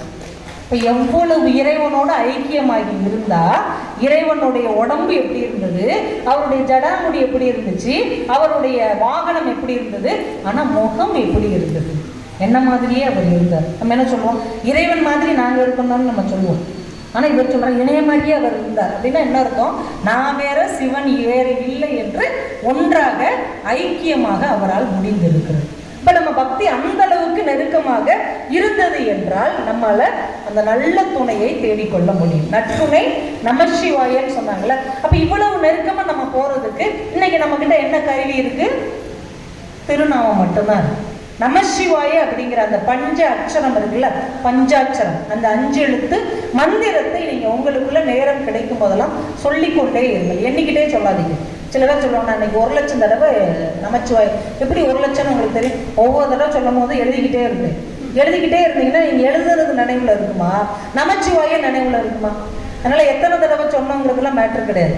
எந்த அளவுக்கு நீங்க உள்வாங்கி சொல்றீங்க அப்படிங்கிறதான் இறைவனுக்கு போய் சேரும். அந்த நமசிவாய அப்படிங்கிற 5 எழுத்து மந்திரத்தை நீங்க சும்மா இருக்கும்போது, வேலை பார்க்கும்போது, யார்கிட்டையாவது கோபம் வரும்போது, யாராவது உங்களை திட்டும் போது நீங்க இதை மனசுக்குள்ள சொல்லிக்கிட்டே இருங்க. சொல்ல சொல்ல என்ன ஆகும் அப்படின்னா இறைவனை நமக்குள்ளும் நம்மை இறைவனுக்குள்ளும் பார்க்கிற அந்த பந்தம் உருவாகும். அதுக்காகத்தான் இந்த மந்திரத்தை நம்ம கண்டுபிடிச்சு கொண்டு தருகிறாங்க. சிவாய என்று சிந்திப்பாருக்கு அபாயம் இல்லை ஒரு நாளும் என்று ஔவையார் சொல்லியிருக்கிறாங்கன்னா, நீங்க சிவாய சிவாயன்னு சொல்லும் போது எந்த அபாயமும் உங்களை நெருங்குவதற்கான வாய்ப்பு இல்லை. அக்கா ஆபத்தே வராது, பிரச்சனையே வராதுன்னு இல்லை. இந்த பிரச்சனையை இலகுவாக தாண்டி போகக்கூடிய சூழல். எப்படி நம்ம கண்ணை அப்புனா கூட ஒரு வருத்தம் இல்லாம ஒருத்தர் இருந்திருக்கான், பிள்ளைக்கறி கேட்டா கூட ஒருத்தன் வருத்தம் இல்லாம இருந்திருக்கான். அந்த மாதிரி நமக்கான சுமையை நாம கடந்து செல்லக்கூடிய ஒரு ஆற்றலை இந்த சிவாய நமசிவாய அப்படிங்கிற இந்த பஞ்ச அட்சரம் நமக்கு தரும். சிவசிவ என்கிறார் தீவினையாளர். இந்த சிவசிவன் யார் சொல்ல மாட்டாங்கன்னா, தீவினைகளால நிறைஞ்சவங்க தான் சொல்ல மாட்டாங்க. சிவசிவங்கிறத யார் சொல்ல மாட்டாங்க? தீவினையாளர் சொல்லவே மாட்டாங்க. சிவசிவ என்றிட தீவினை மாடும். நம்ம சிவசிவன் சொல்ல சொல்ல என்ன ஆகும்னா, நம்மளை சுத்தி இருக்கிற அந்த தீய சக்திகள் நம்ம கிட்ட இருந்து கொஞ்சம் கொஞ்சமா போயிடும். ஏன் வீட்டுல நம்ம பூஜை அறையில கற்பூரம் பொருத்தி சாம்பிராணி வச்சு பத்தி வச்சு மணி ஒலிக்கணும்னா இதெல்லாம் தீவினைகளை விரட்டக்கூடிய நல்ல ஆற்றல் மிக்க ஒரு நேர்மறை எண்ணங்கள், இந்த பாசிட்டிவ் வைப்ரேஷன் சொல்றாங்கல்ல. அதனால வீட்டில் வெள்ளி செவ்வாய்க்கு கண்டிப்பா விளக்கு பொருத்தி சாம்பிராணி பொருத்தி டெய்லி கொஞ்ச நேரம் பத்தி பொருத்தி வச்சிங்கன்னா தேவையில்லாத இந்த துர் தேவதைகள்லாம் வீட்டுக்குள்ள நுழையாம அவங்கெல்லாம் எங்கிட்டாவது போயிடுவாங்க. அதனால இதையெல்லாம் நாம கொஞ்சம் மனசுக்குள்ள வச்சு சிவ சிவ என்ன சிவகதி தானே, சிவசிவன் சொல்ல சொல்ல சொல்ல சிவகதியை நோக்கி நாம் செல்வதற்கு ஒரு அருமையான வாய்ப்பு கிடைக்கும். சூபி ஞானின்னு ஒருத்தர் இருந்தார், ஒரு சூபி ஞானி. அவர் ஒரு கடை வச்சிருந்தார். முடிக்க போறோம், நம்ம எண்டுக்கு வந்துட்டோம், எல்லாருக்கும் கால் வலிக்குது. பின்னாடி ஒருத்தவங்க சொல்றாங்க, நீ நல்லா சேர்ல உட்காந்துக்கிட்ட, நீ சத்த நேரம் இப்படி சப்பான கூட்டி உட்காரு, அப்பதானே உனக்கு தெரியும். கண்வண்ணம் எவ்வண்ணம் சொல்றேல, நீ தூக்கி போட்டு கீழே உட்காந்தா என்னாலையும் எந்திக்க தான் முடியாது. அதனாலதான் நம்ம சீக்கிரம் முடிச்சுக்கிடுவோம். சரியா? இது ரெண்டு விஷயம். ஒரு சூஃபி ஞானி ஒரு கடை வச்சிருக்கிறார். அந்த கடைக்காரங்க என்ன செய்வாங்க, இவர் தான் அன்பானவராச்சு, வேற கடையில ஒரு தேங்காய் வாங்கியிருப்பாங்க, அது அழுகி இருக்கும். அந்த கடைக்காரன்ட்ட போனால் திட்டுவாங்க. இவர்கிட்ட வந்து ஒன்றதான் தேங்காய் வாங்கினேன், வேற தேங்காய் கொடு, அழுகிடுச்சுனோன்னு அவர் வாங்கி வச்சுட்டு வேற தேங்காய் கொடுப்பார். சில பேர் செல்லாத காசு கொண்டு வந்து கொடுத்துட்டு பொருள் வாங்கிட்டு போவாங்க. இவருக்கு தெரியும் செல்லாத காசு, ஒன்றுமே சொல்ல மாட்டார். இப்படி பல பேர் பல விதமாக அவரை ஏமாற்றுவாங்க. ஆனால் அவரெல்லாம் கண்டுக்கிடாமல் அவர் படுகை வியாபாரம் பார்த்துருக்கிறார். கடைசி காலத்தில் அவர் மரணப்படுக்கையில் இருக்கும்போது கடவுள்கிட்ட ஒரு ஒப்பந்தம் போட்டிருக்காரு. உனக்கே தெரியும் எத்தனையோ பேர் வந்து என்னை ஏமாற்றிருக்காங்க, ஏமாத்தினவனுக்கு கெட்ட பொருளை கொடுத்தவனுக்குலாம் நான் நல்ல பொருள் கொடுத்துருக்கேன், செல்லாத காசு கொடுத்தவங்களுக்கு நல்ல பொருள் கொடுத்துருக்கேன். என்னை எவ்வளவு டிசைனாக ஏமாற்ற முடியுமோ அவ்வளவு டிசைனாக ஏமாத்தினாங்க. நான் யாரையும் ஏமாத்தலை, எல்லாருக்கும் நல்லது தான் கொடுத்தேன். இப்போ நீ என்ன செய்கிற, நானும் தப்பு செஞ்சுருப்பேன், எனக்கும் நிறைய கண்மம் மாயையெல்லாம் இருக்கும், முன்பிறவி வினைகள் இருக்கும். நீ என்ன பண்ற, மற்றவங்க செஞ்ச கெட்டதையெல்லாம் நான் எப்படி ஏற்றுக்கிட்டு நல்லது செஞ்சேனோ, நான் செஞ்ச கெட்டதையெல்லாம் நீ ஏற்றுக்கிட்டு எனக்கு நல்ல கதி கொடு அப்படின்னா கடவுளும் கொடுத்துருக்குறாரு. அப்போ என்ன விஷயம், நாம் இந்த வாழ்க்கையில் எப்படி வாழ்கிறோமோ அதை கடவுள் இல்லை ஏற்றுக்கிறார். அப்போ நம்ம சரியான ஒரு வாழ்க்கையை வாழ்ந்தோம்னா கடவுள் முன்னாடி தைரியமாக சொல்லலாம், அவங்க எனக்கு ஏமாத்தினாங்க ஆனால் நான் விட்டு கொடுத்தேன், இவன் எனக்கு துரோகம் பண்ணா நான் போய் தொலை அப்படின்னு விட்டுட்டேன், யாரையும் நான் பழி வாங்கலை, யாருக்கு நான் தீங்கு செய்யலை. அப்போ நீ எனக்கு என்ன செய்யணும், நீயும் அதையெல்லாம் உள்வாங்கி நான் சின்ன சின்ன தப்பு செஞ்சிருந்தா கூட அதை தூக்கி ஓரமாக போட்டுட்டு எனக்கு நல்லது தான் செய்யணும் அப்படின்னு இறைவன் முன்னாடி தைரியமாக பேசக்கூடிய வல்லமை நமக்கு வேண்டும் என்றால், இறைவன் கிட்ட நாம் அன்பாக இருக்க வேண்டும் என்றால் நம்ம கூட வாழ்கிறவங்க கிட்ட அன்பாகவும் சகிப்புத்தன்மையோடும் வாழ வேண்டும். அதனால தான் மாணிக்க வாசகர் ஒரு வார்த்தை சொன்னார் இறைவனை பார்த்து, தந்தது உன் தன்னை, கொண்டது என் தன்னை. இறைவர்கிட்ட சொல்றாரு, இறைவா உன்னை பார்த்தா எனக்கு ஆச்சரியமா இருக்கு, உலகத்துல யார் புத்திசாலி, கொஞ்சம் பொருளை கொடுத்து விலை பொருள் உயர்ந்த பொருளை வாங்குறவங்க தானே புத்திசாலி. ஆனா நீ என்ன பண்ணி வச்சிருக்க, என்னையை எடுத்துக்கிட்ட, உன்னைய கொடுத்துட்ட, கொண்டது என் தன்னை தந்தது உன் தன்னை, சங்கரா ஆர்க்குள் சதுரர். யார் யா புத்திசாலி, நான் தான் என் புத்திசாலி, நீ ஒரு முட்டாள், ஒன்றுக்கும் உதவாத என்னையை எடுத்துக்கிட்டு பரம்பொருளாகி உன்னையே தந்துட்டியே, யாருப்பா புத்திசாலி, நான் தான்ப்பா உன்னை விட புத்திசாலின்னு மாணிக்க வாசகர் சொல்லுகிறார். என்றால் நம்ம இதயம் கொஞ்சம் சுத்தமாக இருந்தால் இறைவன் நம்மை எடுத்துக்கொண்டு தன்னை அந்த இடத்தில் நிரப்புகிற ஒரு பெரிய வல்லமை நமக்குள்ளே நிகழும். அதற்கான வாய்ப்பை ஏற்படுத்துவதற்காகத்தான் இந்த மாதிரி இலக்கியம், காப்பியம், தேவாரம், திருவாசகம் எல்லாமே பெரியவங்க நமக்கு கொடுத்துருக்குறாங்க. நேரம் கிடைக்கும் போது இதெல்லாம் எடுத்து வாசிச்சு நம்ம வீட்டில் இருக்கிற குழந்தைகளுக்கு ஒரு நாளைக்கு ஒரு 10 நிமிஷம் சொல்லுங்க. நமசிவாய் உங்களுக்கு ஒரு பிரச்சனை வருதா, யாருமே உங்க பேச்சை கேட்கலையா, புலம்பாதீங்க, வருத்தப்படாதீங்க, ஒரு நோட் எடுத்து வச்சு நமசிவாயன்னு எழுத ஆரம்பிச்சிரு. இல்லை கண்ணை மூடி நமசிவாயன் சொல்ல ஆரம்பிங்க, உங்களை சுற்றி இருக்கிற சூழ்நிலைகள் தானாக மாறும். ஏன்னா நமசிவாயன்னு சொல்ல சொல்ல சுற்றி இருக்கிற தேவையில்லாத எண்ணங்கள் எல்லாம் நம்மை விட்டு நகர்ந்து போய் நல்ல ஒரு நேர்மறையான பக்தி அலைகள், தாரான்னு சொல்றாங்க இல்லையா, அந்த சிவனுடைய அருள் நம்மை சுற்றி பரவ ஆரம்பிக்கும். அதுக்கப்புறம் நம்மை எதிர்க்கிறவர்கள், தேவையில்லாமல் நமக்கு பிரச்சனையை உண்டு பண்ணுகிறவர்கள் மனசெல்லாம் இறைவன் வந்து மாற்றிடுவான். அதனால இன்னைக்கு நற்றுணையாவது நமசிவாயவே அப்படிங்கிற தலைப்புல நாம உணர்ந்து கொள்ள வேண்டியது, மாணிக்க வாசகர் சிவபெருமானை வேண்டும் போது அரசர் நீ அந்த சாமியை கும்பிடக்கூடாதுன்னு சொல்லி சுண்ணாம்பு காலவாசல்ல போய் போடுறாரு. சுண்ணாம்பு காலவாசல் எவ்வளோ எரியும், நம்ம லைட்டாக சுண்ணாம்பு குதிக்கும் போது கை வச்சாலே நமக்கு அவ்வளோ வலிக்குது. ஆனால் சுண்ணாம்பு காலவாசலில் மாணிக்க வாசகனை போட்டவுடனே அவர் என்ன பண்ணாரு? சொற்றுணை வேதியன் சோதி வானவன் பொற்றுணை திருந்தடி பொருந்த கைதொழ கற்றுணை பூட்டியோர் கடலில் பாய்ச்சணும் நற்றுணையாவது நமசிவாயர். கல்லை கட்டி கடல்ல தூக்கி போட்டாங்க, நட்டு கடல்ல போட்ட போது கூட அவர் என்ன நினைச்சாரு? என் இறைவன் ஜோதி வடிவானவன் எனக்கு தெரிகிறான், அவன் என்னைய கொண்டு வந்து கரை சேர்த்துருவான். சேர்த்துட்டாரு. இப்ப முழு மனசோடு இவ்வளவு கஷ்டத்துல உள்ளவங்க இறைவனை நேசித்தாலே இறைவன் அவர்களை காப்பாற்றி இருக்கிறான். நமக்கு இருக்கிறதெல்லாம் சின்ன சின்ன பிரச்சனை தான், சின்ன சின்ன கஷ்டம்தான். இறைவனுடைய திருநாமம் என்கின்ற அந்த தெப்பத்தை பற்றி கொண்டு இந்த பிறவி பெருங்கடலை நம்மால் நிச்சயமாக கடக்க முடியும். அந்த மனசுக்குள்ள ஆழமா பதிஞ்சுக்கோங்க. நம்ம ஊர்ல இருந்து வெளியூருக்கு போறதுக்கு பஸ்ல போறோம், ட்ரெயின்ல போறோம், ஃபிளைட்ல கூட போறோம். என்னைக்காவது பஸ்ல ஏறும் போது டிரைவர்கிட்ட போய் உன் பேர் என்னப்பா, உன் டிரைவிங் லைசன்ஸை காட்டு, 8 போட்டியா போடலையா, தண்ணி அடிச்சிருக்கியா, ஒழுங்கா ஓட்டுவியா, இடையில தூங்குவியா, எலி போடணுமா, பாட்டு போடணுமான்னு யாராவது கேட்டிருக்கீங்களா? ஏன் நீங்க மட்டும் உள்ள போய் படுத்துக்கிறீங்க? ட்ரெயின்ல ஏறும்போது யாராவது ட்ரெயின் ஓட்டுற டிரைவரை பார்த்துருக்கீங்களா? அவர் பேர் டிரைவரா என்னன்னே தெரியல. ட்ரெயின் ஓட்டுறவர் பேர் என்னென்ன? அவருக்கு பைலட் தான் பேரா என்னன்னு தெரியல. ட்ரெயின் ஓட்டுறவரை போய் பார்த்து, அண்ணாச்சி அந்த அந்த பி ஒன்று இருக்குல்ல, ஆமாம் அதில் 27ஆம் நம்பர் சீட்டு தான் நம்ம சீட்டு, கொஞ்சம் பார்த்து ஓட்டுங்க, வண்டி புரண்டா கூட அந்த சீட்டு பத்திரமா இருக்கிற மாதிரி என்னை மட்டும் எக்மோரில் கொண்டு போய் இறக்கி விட்டுருக்கு. யாராவது சொல்லியிருக்கீங்களா? யாருமே தெரியாது. ஆனால் நம்பிக்கையாக போய் ஜம்முன்னு படுத்து தூங்கிடுறோம், ஒரு டீயை வாங்கி குடிச்சிட்டு. எந்த நம்பிக்கையில் போய் தூங்குறோம்? ஃப்ளைட்டில் போகும்போது அந்த பைலட் யாருன்னே தெரியாது. அந்த ஏர் ஹோஸ்டஸ் ஒரு அம்மா என்னத்தையாவது கொண்டு வந்து கொடுக்குறதெல்லாம் வாங்கி குடிச்சிட்டு நல்லா இருக்குமா, நம்ம பாட்டுக்கு தூங்குறேன், நீ பாட்டுக்கு அந்த பக்கமாக போ, நம்ம பாட்டுக்கு உட்காந்து போகிறோம். எந்த நம்பிக்கையில் போகிறோம்? என்ன நம்பிக்கை? நம்ம வழி நடத்திட்டு போகிறவன் கரெக்டாக தான் வழி நடத்துவான். வண்டி ஓட்ட தெரியாமல் அவன் டிரைவராக வந்திருப்பான். ட்ரெயின் ஓட்ட தெரியாமல் இருந்தாலும் இன்ஜினில் உட்காந்துருப்பாரு. ஃப்ளைட் ஓட்ட தெரிய போய் தானே ஒரு பைலட்டாக இருக்கார். அவன் வேலையை அவன் ஒழுங்காக செய்வான்னு நம்புகிறோம்ல. நம்மளை மாதிரி மனுஷன்தான், ஆனால் அவன் வேலையை அவன் ஒழுங்காக செய்வான்னு நம்புகிறோம். ஆனால் நம்மளை படைச்ச இறைவன் அவன் வேலையை அவன் செய்வான்னு ஏன் நம்ப மாட்டேங்கிறோம்? எதுக்கு எடுத்தாலும் நமக்கு பயமாக இருக்கும், பதட்டமாக இருக்குது. நல்லபடியாக நடக்குமோ, இது ஏதாவது ஆயிடுமோ, நமக்கு ஏதாவது ஆயிடுமோ ஏன் பயப்படுறோம்? கடவுள் மேலே நமக்கு இன்னும் முழுமையான நம்பிக்கை வரல. முழுசாக நம்புங்க. வாகன பயணத்தை இயக்குகிறவனே சரியாக இயக்குகிறான் என்றால் வாழ்க்கை பயணத்தை இயக்குகிறவன் சரியாகத்தான் நடத்துவான்.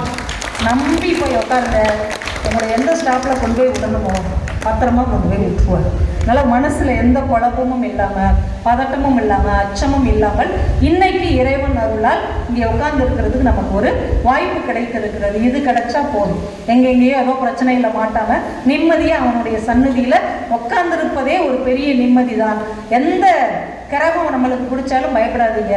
நம்ம குருசாமியோடைய அனுக்கிரகம் இருந்தால் எல்லாத்தையும் நம்ம தாண்டி வெளியில் வந்துடலான்ற நம்பிக்கையோட நீங்கள் வீட்டுக்கு கிளம்புங்க. கலையாத கல்வியும் குறையாத வயதும் ஒரு கபடு வாராத நட்பும் கன்றாத வளமையும் குன்றாத இளமையும் ஒரு கழுப்பினி இல்லாத உடலும் சலியாத மனமும் அன்பு அகலாத மனைவியும் தவறாத சந்தானமும் தாளாத கீர்த்தியும் மாறாத வார்த்தையும் தடைகள் வாராத கொடையும் தொலையாத நிதியமும் கோணாத கோளும் ஒரு துன்பம் இல்லாத வாழ்வும் துய்ய நின் பாதத்தில் அன்புமாகிய 16 செல்வங்களையும் குருசாமி உங்களுக்கு வாரி வாரி தருவார்.